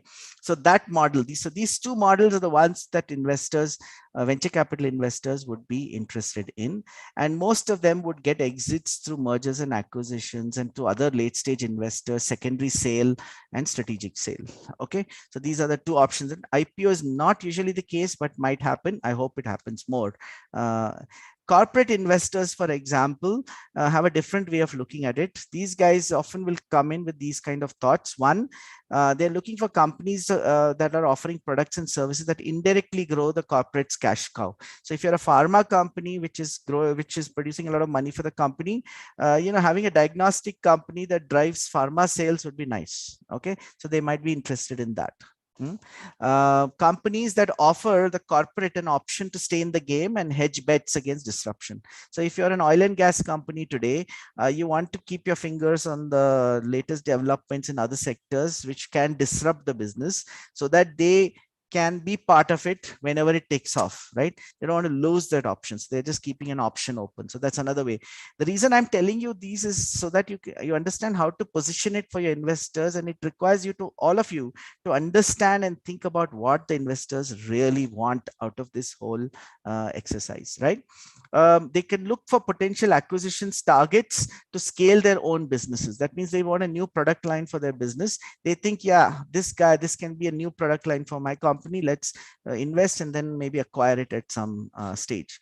Potential acquisitions also diversify their own businesses, okay, into different new domains. So that will be entirely new businesses. So it can be a corporate investment from the central corporate funds, rather than from the business within the corporation. Okay, instead of a vertical, it is a whole corporation that's investing. To own technology to supplement their own, or sometimes even to kill a competition. So if they think something is a competition, they can also do it to kill it. Okay, own it and kill it, just put it on the back burner. So if you're a company of that kind, you want to build it and get investments from that corporate, you can also choose to do it. You can make a lot of money and just let them decide what they want to do with it. Okay. For strategic and tactical advantages of different kinds, for example, if they're dealing with a competitor and they need to have a better deck of cards to deal with the competitor, then they might engage with you as a small company. So these are the kind of situations that corporate investors might come in. So why is the funder or investor giving you the money, right? They think that you can deliver results for them. So clearly you have to sort of financial and impact results which you can deliver for them, right? That is very central to any business proposition. You could be sitting on an asset which they want to own or co-own, and you are an option which they wish to retain a right to exercise at a later date, so that they can put in more money, buy you out, whatever, at a later stage. So keep this in mind when you are talking to investors. So you should position your story to suit any one of these and aligned with your own vision of what you want to see happening to your company as well. So as a quick question, where do you think Flipkart fits in for Walmart? Any answers on chat box?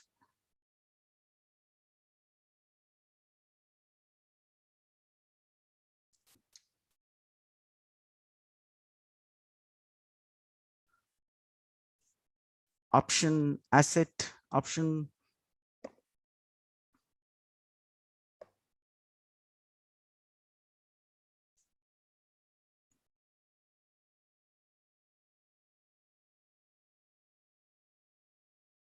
Okay, it's actually an asset. Okay, the asset is half the e-commerce market of India, right? That's what they're sitting on, right? And that's what they're interested in. So that financial results is yet to see. We have to see what happens. They're still loss making, right? Clearly, that is not what they're looking at this time. It's more of an asset that they're buying into. Okay. Okay. So let's continue. So if you're raising money, just keep these things in mind. You need to have the right ticket size to participate. So if you're looking at, say, 100K money, you know, VCs are not the right place to go. It is better to go to an angel investor or seed fund or whatever at that stage, right? You also need to keep in mind what is the multiple or the IRR you're projecting. So when you put down your financials, which we'll do on Friday as well, you need to know what multiples you're going to deliver and what IRRs you're going to deliver. Every investor has their own expectation in mind, and if you're not delivering that, they are not interested, right? And then you need to show that you have a high chance of success, right? That there is a lot of homework done, a lot of hard work done on the field to ensure that you will succeed, so that in delivering those IRRs, and if you can do that, that speaks volumes for you. So for example, in the case of Flipkart, they were continuously growing at 150% revenue year on year, right? Continuously, without a break. And that speaks of sort of a track record, which you can then go and position to your investors. So find always things of value which you can position to your investors, and understand also them, why do they value your own company. Last couple of points, when you speak to, this is a survey done of investors, and what do they find difficult. I just wanted to quickly point out, there is mismatch in valuations, maintaining high level of returns, finding deals, all of this listed out here. So I've just summarized it for you here. Deal flow bothers them. They need to have good deal flow, so they're looking for deals from many places. They're interested in multiples, which means that the valuation at which they got out divided by the valuation at which they came in. So they would like to see we out high and we in low. So your story has to tell that. Why will it happen, right? And why you're priced right for them to come in. The rate of return depends on the multiple and the time of exit, right? How long will it take to exit? So that becomes another important factor. And then the risk to the investment. What are the uncertainties? And that's where very important thing that comes in. See, you can only manage the risks which are under your control. If something like what happened in Afghanistan recently happens, that's not in your control. But let's say what is in your control is your team, your organization. So that becomes one of the top risks to manage for most startups. So don't underestimate the importance of the team and organizational issues, and how often investors have to deal with such problems when they are investing in companies and seeing that the value of the company is depleting because of the team and organizational issues. So it is quite important to focus on that in your company.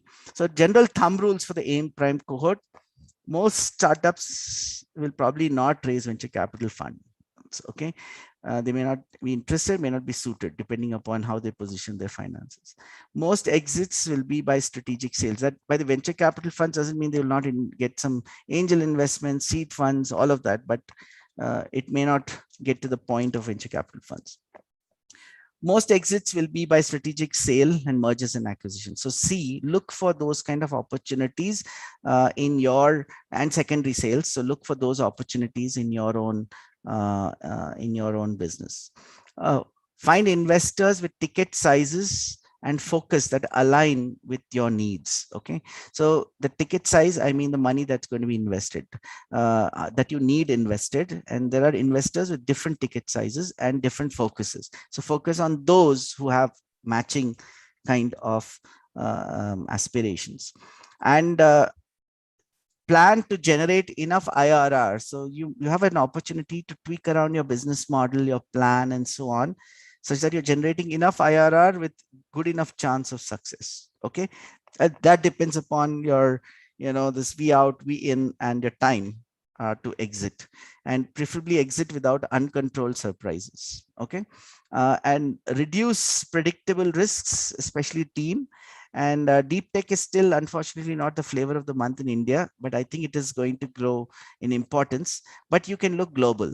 Okay, it's different situation outside India. Okay, so you will need to look global in many of the domains where you're working on deep tech. Okay, so I will stop here to take some questions. So Soma, any questions you can pull out from the list? Yeah, so most of them are comments. There are two questions, which one of the question was, are there Indian investors playing on international startups? In Indian investors playing, yeah, definitely. In fact, things like Kiritsu Forum, for example, one of the reasons it's interesting to Indian high net worth individuals is because they bring foreign deals to the table, right? So that is also happening. Yeah. And I think Yeah. Tulsi has a question that a lot of MNCs in India have their ventures in India either as their own startup hub or their venture arms investing in India, like GE Ventures, Applied Materials. How can deep science startups can benefit from them? Yeah, as I told you, these are all corporate venturing arms, and they are invariably they're all looking at these. As I told you, typically you need to understand why they are doing it. Okay, and if you think any of these things you fit into, fine. Uh, just be careful in the sense that I would suggest that you should be uh, that they should not hamper your ability to raise financial investors money. Okay, as long as they don't do that, that's okay. So many corporates have now spun off their venturing arms, so they hopefully act comparable to the financial investors in trying to get the highest valuation for their shares. You can imagine, consider this case, okay, where let's say that you are number 3 here, potential acquisition target to scale your own their own business, right? So a corporate wants to say buy you out. Okay, what is their incentive to give you higher valuations? Because they know as your valuation keeps growing, they'll end up shelling more money when they buy you out. Okay, so that is a problem, right? So there'll be a conflict in what they're doing in that case. So in which case I would get them in after my investors have come in, financial investors have come in, so that the financial investors hard negotiate. They bring in their own stakes to the table, and the founder is not left alone to fend off a large corporate. Yeah, so you can, but if on the other hand, it's a first category, like where you are very complementary to their business, yeah, that is perfect, because that's where you end up doing a win-win kind of a collaboration. So example is, say, a consulting company like Accenture encouraging a lot of startups who create tools which are valuable for them in their consulting practice or in improving efficiencies of the companies that they work with. A diagnostic company being supported by a pharma company, and so on. So this one works quite well for so you can leverage those situations. Okay, any other questions? Just to add there, I think they also run these corporate accelerators. So I have seen like startups being part of it actually benefit from the services they offer, as well as they also have some funding at the end of the corporate accelerators. So that part also they can so benefit. there are cases where suppose, say, a company wants they see value in, let's take a FMCG company which wants innovative packaging for their products. Okay. So, and that FMCG company will fund a packaging products company which say brings out sustainable packaging, right? So you can prosper in such a, that's an example of the first category. So that happens in some of these accelerators. But accelerators and all, at the end of the day, they're all about the same thing, in the sense, if a corporate is doing an accelerator or investing money, it's probably due to any of these reasons. So first figure out why they're doing it and then join that accelerator. And if it's the first category, you're well off. You can do it. Okay. So for example, I would expect that GE Healthcare would be very interested in those guys who can take the data of their devices and instruments and machines and do something valuable with it. Okay. And so those kind of companies would be of considerable interest. So that is how they would probably internally justify it. Any other questions, Shoma? No, I don't see any questions in the chat box. Dr. Premnath, I Yeah. have a question. I'm driving, so I'm taking this as a platform to ask my question. In continuity to what I asked, so probably my question wasn't clear over there. So what I meant is when we apply for grants, the application then followed by the selection, screening, selection, presentation, it's a long timeline that we look at when Yep. we look for grants. So Yeah. say suppose we have an angel investor who wants to come on board. How, of course, we Yeah. will be able So, to fast track our. Sayanthani, yeah, Sayanthani, first of all, see, irrespective of grants or investments, it takes time. Okay. If the Okay. angel investor is investing without due diligence, which will reduce the time it takes, okay, then either he's investing very small amounts or, he's not a savvy investor. Okay. Okay, so you have to think about it, right? So anyway, the general rule is this, that early stages, you want to extend your company, you want to achieve as much as possible with grant money and soft money, your own money. Okay. And you want to take the company as far as possible before bringing in investors, because then you get a better valuation, which means that you as a founder don't get diluted too much. Okay, so you have a little, so imagine this, that all the equity that you have is available to you to utilize for the benefit of the company in multiple rounds of investment, right? So you don't want to get diluted too much. Okay. Because then you won't have enough equity left to give at the end, and if you're too low on equity, then people will start rolling their eyes and say that the entrepreneur doesn't have enough skin in the game. Okay. So that is the challenge that one faces. So it's a matter of optimization that you have to do if you want to do better in grants. So my general suggestions is, one, look for as many as possible, streamline your process of applying for them. Okay. Very often people fail because they don't read scheme documents carefully and align their proposals to the scheme documents. There's careless applications. Okay. See, every scheme document outlines what they are funding, right?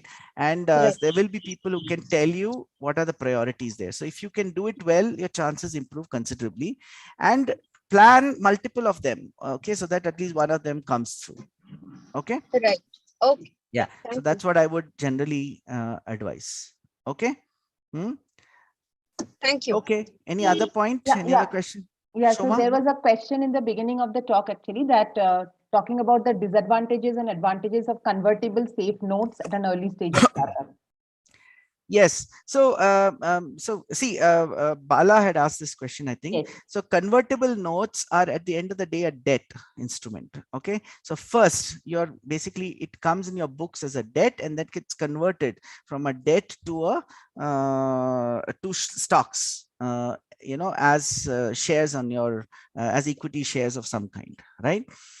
In both cases, safe notes or convertible debts, you are basically, the reason you're doing it is you want to be able to execute the deal relatively faster, and you're willing to defer the decision of valuation. Okay.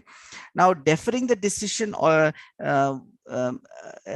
basically means that you're not negotiating it at that time, and therefore it is something which you can live with, right? The investor is taking it also takes you less time. The investor is taking a risk in the sense that they are willing to defer that decision, and the reason they'll do it is because for them it is relatively small money.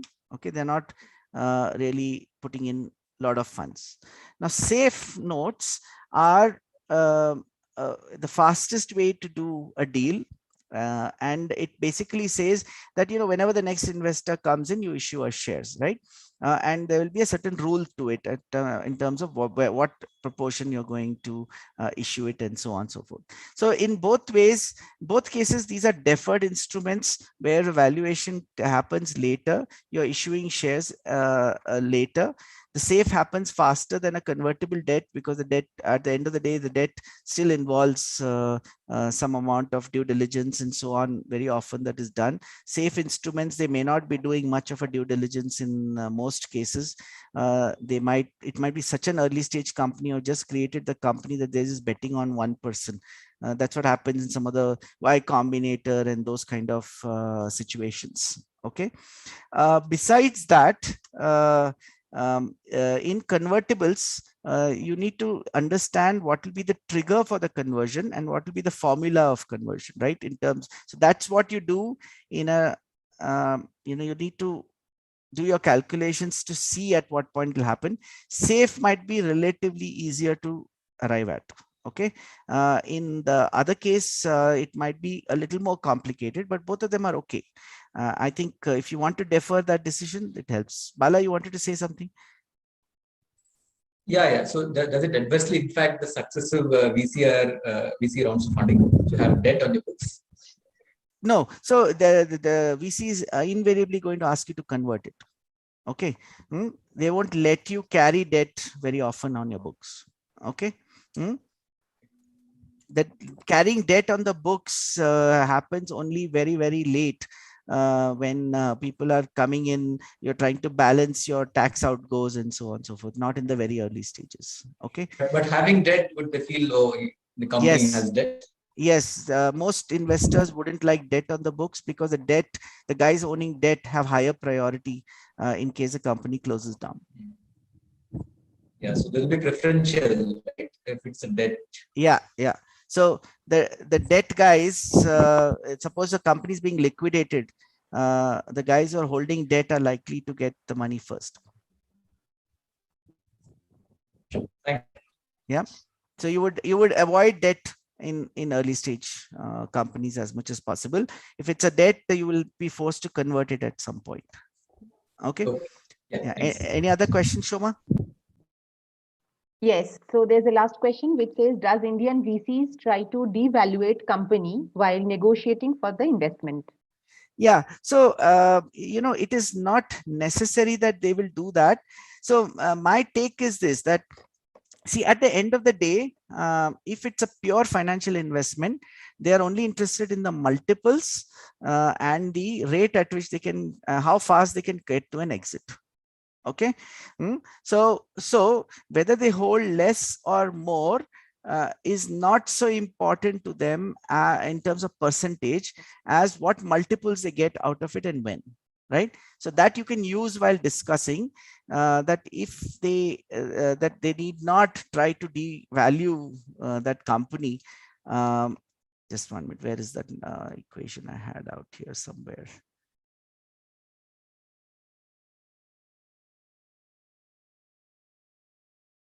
Yeah, this. Yeah. So see, when you say they're devaluing the company while investing, they are basically trying to get a V in low. Okay. And it depends on their perception of V out. Now, you as an entrepreneur are proposing a V out. That means you're saying that you will get out at this valuations most probably, or giving an indication of that, right? If they don't believe you, they are likely to try to get a lower V in. Okay. So it's up to you to build a good story of what will be the V out. I hope people are understanding what this is, right? This valuation out and valuation in. So this ratio is a multiple, right? So and how fast you can get to it and how without too many surprises, right? So you can, this is something you have to convince them that they can get a good V out and that there are people who are willing to give them the V out. So some ways to do that are, you can show comparables. You can show other people who have got a out or another company which has come in at a different valuation. You can say the next round of investment is likely to be at this valuation because this other company got it at this valuation, which is comparable to us. And therefore that looks like a reasonable multiple. Okay. So that is the kind of arguments that you would put on the table. Yeah. Okay. Done. Any other questions? No questions. Okay, so last segment, we'll quickly just, by the way, there are some, I just want to focus on concepts here. I will not focus on the for links. So you can please take that up, and I'll request Soma to butt in whenever possible. Okay. So first of all, of course, all of you are familiar with the Startup India mission. And the Startup India mission, there are 3 different types of registrations. One basic, one under Section 56, and another under tax exemption under 81 AC. So this has different sets of rules. Please go and look up on the website. What you get basically is this one, but this is the one that gives you tax exemptions if you really need it. And this angel tax exemption is the other category that you can apply under, right? And this helps during investments that you're getting in. The MOMS, that's a Ministry of Micro, Small and Medium Enterprises, has something called a Udyam registration. If you are already in sales and you are a small entity wanting to get back prompt payments from your buyers and so on, this is valuable. There are some other benefits out here: loans, reservations, business support, subsidies. So you can leverage some of this depending upon how you want to position yourself. There are different categories, so use those are all listed on this site, so you can appropriately use it. In public procurement, you can get benefits. If you are a company which is focusing on government as a customer, you might want to strongly consider looking at how to leverage this and the corresponding government e-marketplace, okay, which the government is using now to buy many things. So this is something which is important for those who are looking at government as a customer and government related entities, including autonomous institutions. Yeah, go ahead. No, just to add that while registration, if somebody is a sole proprietor company, sole proprietor, then they need Aadhaar card. And if it's a company, LLP or any other registered entity, would require your PAN and GST identification number for registration. Yeah. By the way, we have found this useful for other things also. Certain research institutions have special prices and rates if you're registered as a MSME. Okay, so you can consider doing this. Okay, there are also some credit and financial support options available. These which are listed here, which you can go and look it up. Some of our startups have used the CGT MSE, especially. I don't know of too many who have used the Mudra, maybe 1 or 2. Okay. The Ministry of Science and Technology has some registrations as well. One of the ones which many people try to get is the recognized R&D center listing, which is given by DSIR. This particular one, I've just given a private link of a LinkedIn account which has this write-up, which is quite useful, I think. So please use it. But basically, there are eligibility for certain grants, funding schemes linked to DSIR registration. There are some income tax benefits, and for that you have to do your accounting suitably so that you're showing R&D projects, which many of you as science-based startups, most of your early work will be just research, okay, R&D. So you can use that. You can get lower GST on certain products purchased and lower import duty benefits. For guys who are buying equipment, this is very, very valuable, especially if you're getting a grant. You don't want to burn up grant money on duties, which you could have avoided. So this is useful out there, and credibility as a research intensive entity, right? As an incubator of an NSTEDB or BIRAC approved incubator, you get some benefits as far as GST is concerned. I leave out the details for now, but you can look it up in terms of GST. Any other things you want to add, Soma? No, this is fine. Okay. This is for our academic entrepreneurs. This is a very important notification from DSIR, which enables spin-outs and faculty entrepreneurship. This is a notification dating to 2009, which basically says permitting researchers to have equity stake in scientific enterprises, spin-offs while in professional employment in research and academic organizations, permitting scientific establishments to invest knowledge bases equity in enterprises, and so on. And of course, also for mobility of researchers. This is a very enabling one. A lot of people don't know how to implement it, but very often to implement this effectively, you need an incubator there. DBT has issued a similar one, which is here, 2014. There's a newer version after this, which I don't have, but it is available as well.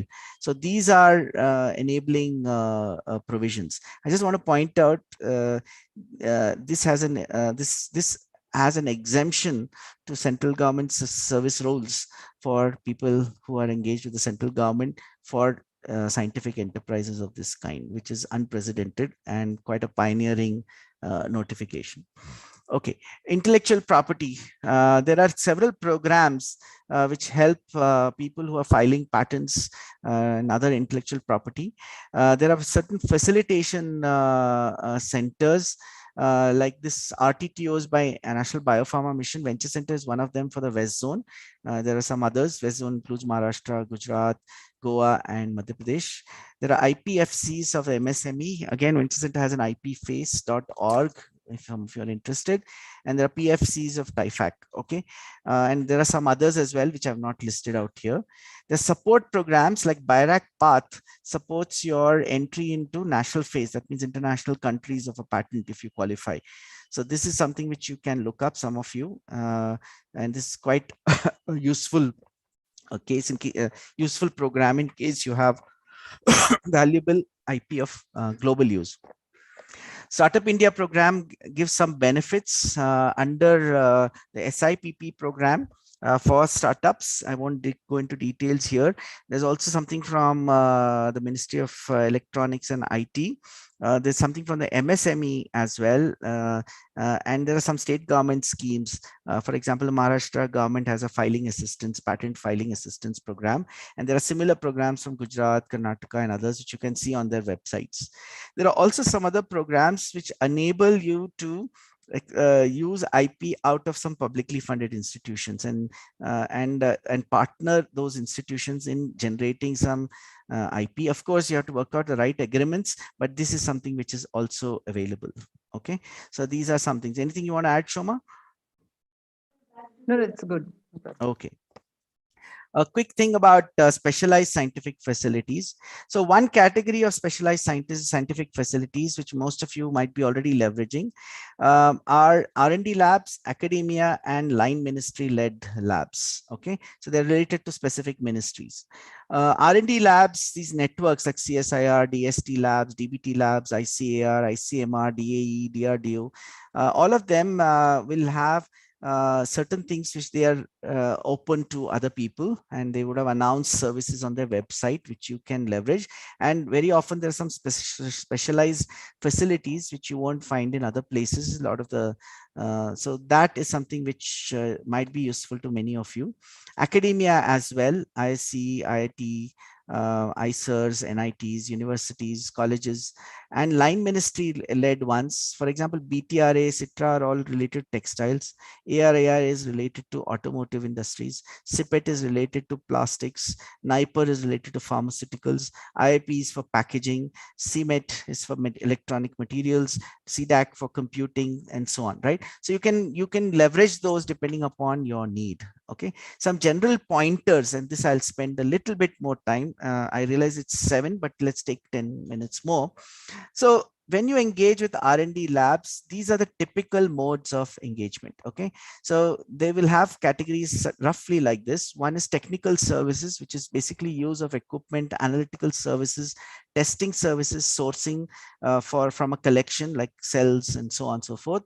There could be consulting services, where its primary focus advice or reports. There could be sponsored research or collaborative R&D. For example, if there's a third party, DST supporting, say, R&D between a lab and or an academia and a company, right? That kind of work is also possible, or BIRAC doing that. And then the consortia mode programs. These are where a bunch of companies get together to look at non-competitive research in a specific domain. The ticket size might be very low for startups. You might be able to put your foot in, get involved in such activities without too much cost. Okay, and of course, but you don't get any proprietary results out of it, but nonetheless, it keeps you engaged in that particular new technology program. And in some cases, you may get some rights as well, or at least some rights of refusal, first refusal. Know-how and IP licensing from such institutions, spin-outs, right?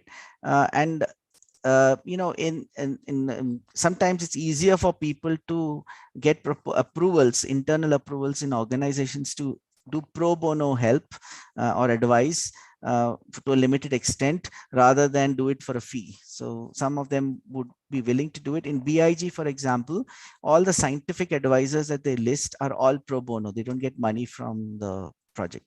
Okay, so you can sign up people requesting them, and they might be willing to do it if you're interesting enough, if your project is interesting enough, and there's something interesting that comes out of it.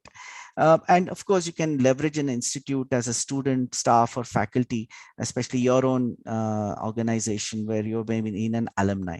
So here are some simple pointers, okay, when working with such institutions. One, keep the transactions as simple, predictable, within rules as possible.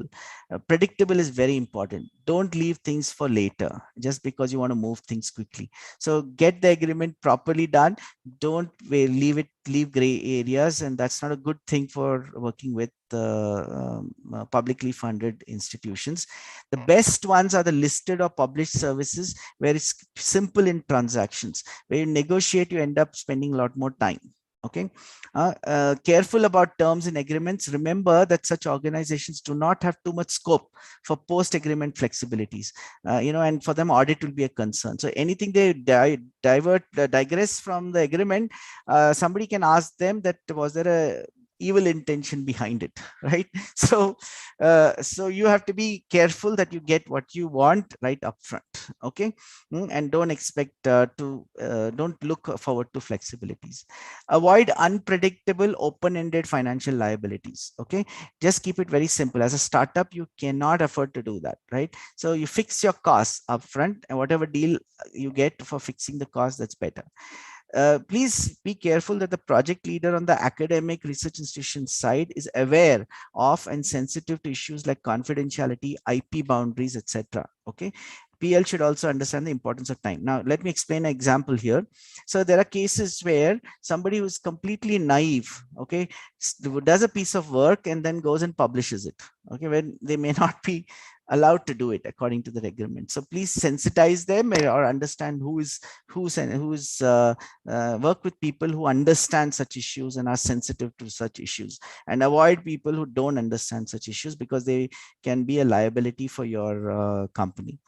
Factor in some leakiness of information, especially if students are involved. Okay, very act of having students means there will be some dissemination of knowledge, and you cannot have a situation where your most mission critical things are leaking out, right? File your background IP before any collaborations. Go file background IP, which is on paper, and then start collaborations wherever possible. Your mission critical decision should be with you. It should not happen a situation where you end up where the very key decision of, say, for example, sale of something or your ability to price something is dependent on somebody else who doesn't feel the same pressures as you in a startup. Okay. See if there are any concessional terms for startups, MSME, social, rural impact, and so on. They are there, by the way, registered under Startup India, MSME programs, and so on. Okay. So if you want to build successful relationships with R&D labs, and this, by the way, is very important for science-based startups.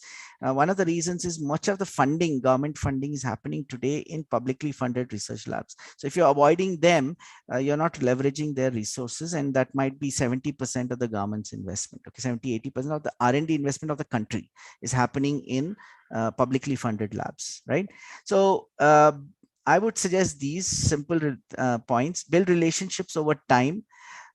People on the other side, please remember, they value mutually stimulating, rewarding relationships that make progress. If it's a one-way relationship where you're just drawing and nothing happening out of it for them, it's not a good idea to do that. They will lose interest. Building credibility and reputation for yourself and your ideas is very important. They will be excited if they see an opportunity for success. If you go with a very half-baked idea, you're losing credibility and people will stay away from you. They may not want to work with you because they will worry about their own credibility getting damaged, right? Go with referrals, leverage your networks. You can use your incubator friends to do that as well. give credit, give visibility via various platforms. Many startups forget this and then they run into trouble. It's a small world, believe me. You must give credit where it is due, and it costs you nothing to do that. Ensure that all the people who are supporting you in whichever way get credit in appropriate platforms. Create opportunities for outputs recognized by their organizations. All said and done, research organizations, the scientists, they will have their outputs that they have to deliver, be it publications, conference presentations, formal projects. Formal means signed projects with agreements there, awards, MOUs with industry partners, internship for the students, whatever.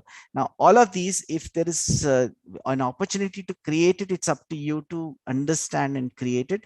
And it is possible, by the way. As you raise money, as you create or get a sponsored project from somewhere else, find ways to involve them in some formal capacity as well. Factor in costs in grant proposals and fundraise. Do not try to make freebies a habit. Okay, that means if it's a BIG, you want to leverage somebody's thing, there is an external services budget, use it.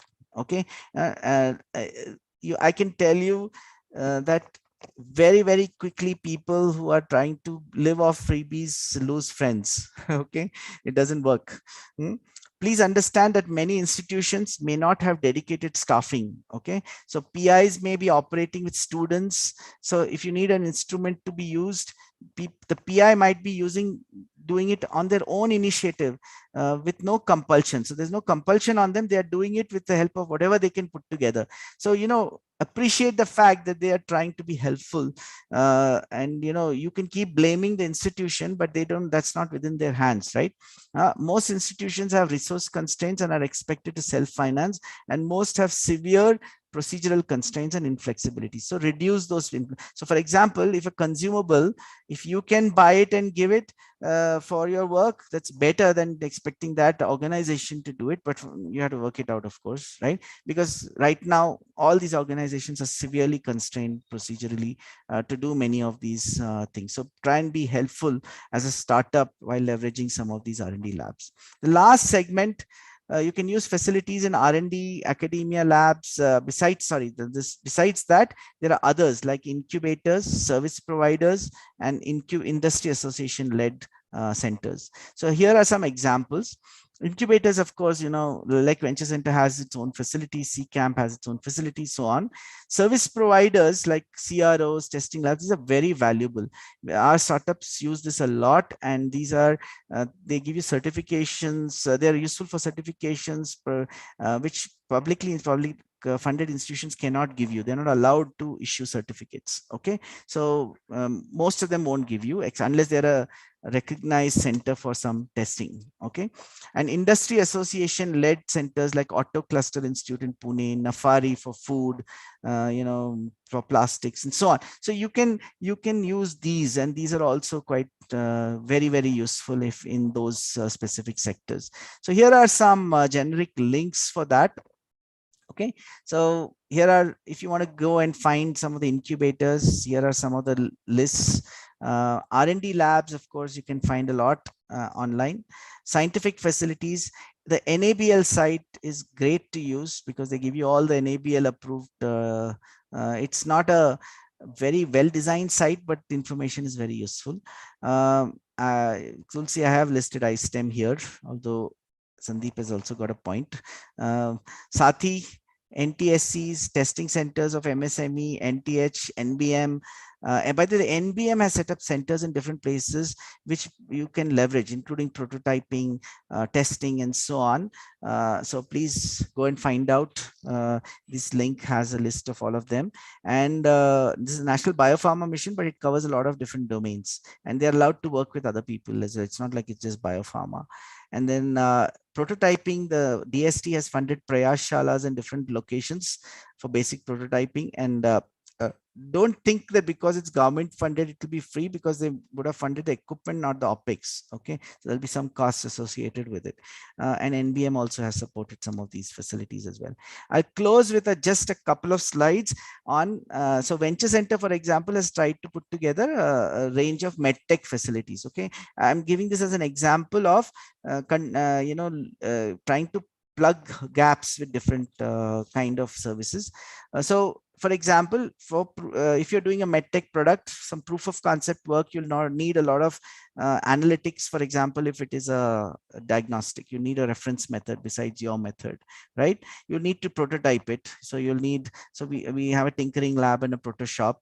The trial manufacturing, if you want to do, in our case, we have set it up right up to clean room. Okay, so we can go up to samples for clinical studies and sterilization, packaging, and also testing and regulatory advice and a network, right? So some of our startups in the Pune bio innovation ecosystem would use some of these kind of networks. So I would encourage each of you to build your own list like this. Okay, so which are the scientific facilities which are relevant to you? Maybe some of these in for some of our Pune startups. Which are the facilities at incubators that you can use? Venture centers, COEP, whatever. Industry focused facilities like ARAI, Auto Cluster Institute. So for mechanical testing, you might go there. Now for food related testing, you might go to Nafari, right? Collections, if you want cell lines, where do you go and get it? And this is just an example I have given, but there are other collections as well, not just cell lines. Testing and analysis. This is the Center for Biopharma Analysis. This is for clinical testing for example, all the COVID related viral testing. Some of it has happened here in Isha in Pune. Animal studies. There are different organizations working at different levels of detailing and therefore different price points. So you have to choose which one you want to work with and how and budget those costs into your grant proposals, your investment proposals, and so on and so forth.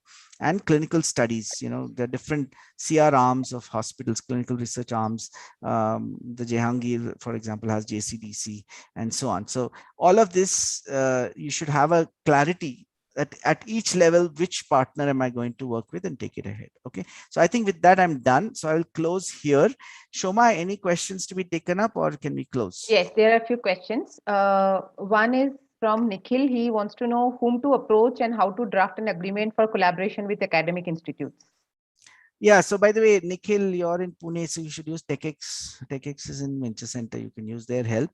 You can also use the help of lawyers, and their lawyers at different levels will work with different levels of complexity. Usually, if it's a very important agreement where a lot of financial details, liabilities are high, a lot of investment is involved. There are certain lawyers with a lot of experience in Pune who we use. If it is something which is academic research with not as much in terms of monetary considerations and liabilities, you can there are many other people you can use as well, and TechX would help you for it. So TechX and Venture Center, techx.in. Okay. Next yeah, question. Couple of questions from the previous section on funding. So one question is collateral free loans for startups. Any examples of startup who has received such loans? Yeah, so the different models over there. So basically, when you say collateral free, somebody else insures your loan. Okay, and that could be the government or by the way, this is not the convertible type or the loans in which are convertible debt which is fueling companies. I'm talking about loans from banks and so on and so forth. So what will happen typically is that you would have signed up for CGT MSc. So a bank will issue you a loan and somebody else will insure that for you, and you might be ending up paying a premium instead of trying to give a collateral. Okay, so you're paying premium for that insurance, right? And that may be subsidized by the government. So that's how it works. Okay, so there's an exam, many banks run this. The problem is there are too many, there's a big line for it. So you have to find a way to nudge yourself to the top of the line, right? And work hard to get those loans. But these are useful primarily only. I would recommend that don't think of loans for your company until you have reached a stage where you're fairly close to making to sales. Okay. It's good for working capital. It can be good for once you have a steady flow of revenue. But don't rush it. Loans are not a good thing to have on your books. It really pressures companies and can be a big reason for your company to be shut down prematurely just because you fail to pay some small amount money. Okay. He has another question which says, is there a limit of equity that a faculty could have in startup, like in EU, European Union? Some countries have 10% limit.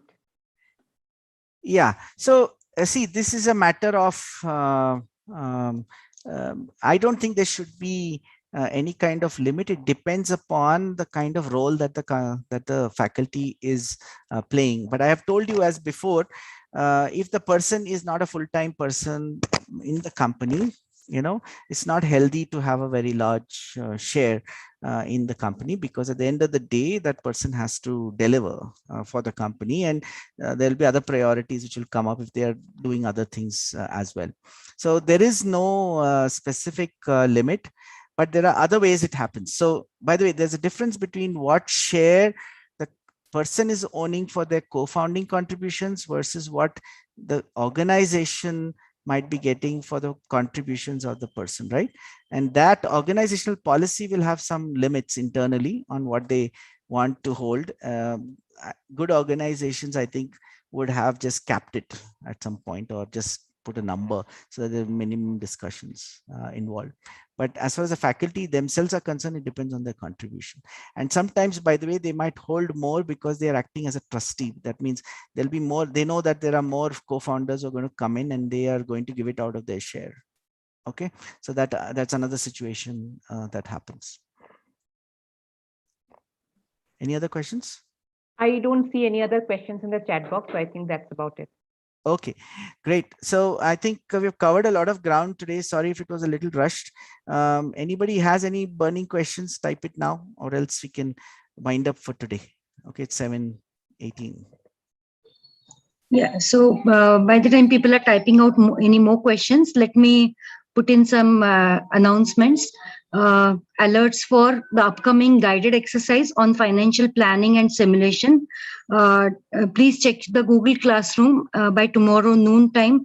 We will be sharing few templates by Dr. Premnath, which you need to go through before your guided exercise on Friday. Another Mugdha, just 1 minute. So yeah. Those are just for you to go through. It is not meant to be an exercise. You don't have to do any pre-work in. So whatever we will do, we'll do during the class. You don't need to do any work in advance for the coming guided exercise, but the guided exercise is going to be very important for all of you. The few things that I'm going to do, one is I'm going to do a financial simulation of a company which is just getting created and forming, and how it shapes up. And then using that, we will try and do a few very simple sensitivity analysis. Okay.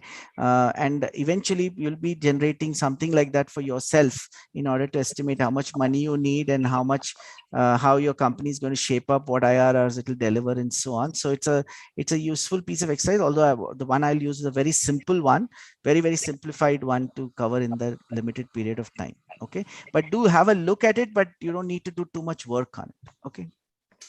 Yeah. Another open ask for pitch deck is coming up on Saturday, 28th of August. We have planned it from 2 p.m. onwards, and please be ready for a little longish session. This is going to be, you will be presenting your pitch decks in preparation to your final presentation on 4th of September. So 28th of August, we will be giving you inputs, Dr. Premnath and the internal mentoring team. And all these sessions are going to be restricted. They're not going to be live streamed on YouTube. And the last one is going to be your final project presentation, which is a mock pitch to the investors. And you'll be facing it, putting your pitches to the investor panel, experts and mentors. We are planning a day-long session in 2 halves. So please be prepared for 4th September also, which is also a Saturday. A gentle reminder for the deadline to submit your pitch storyline, 20th of August, 12 noon. Please do discuss with your project teams before submitting your pitch storyline. And based on this, you will be allotted a one-on-one mentoring session with Dr. Premnath in the week of 23rd August. I've shared the tentative dates and the broad timings. The Calendly invites will be sent to you to book your preferred slots. Also, you would have received an email to give comments or feedback on the Prime playbook, which we have opened up for your comments. So please do give your feedback on this, which will help us to improve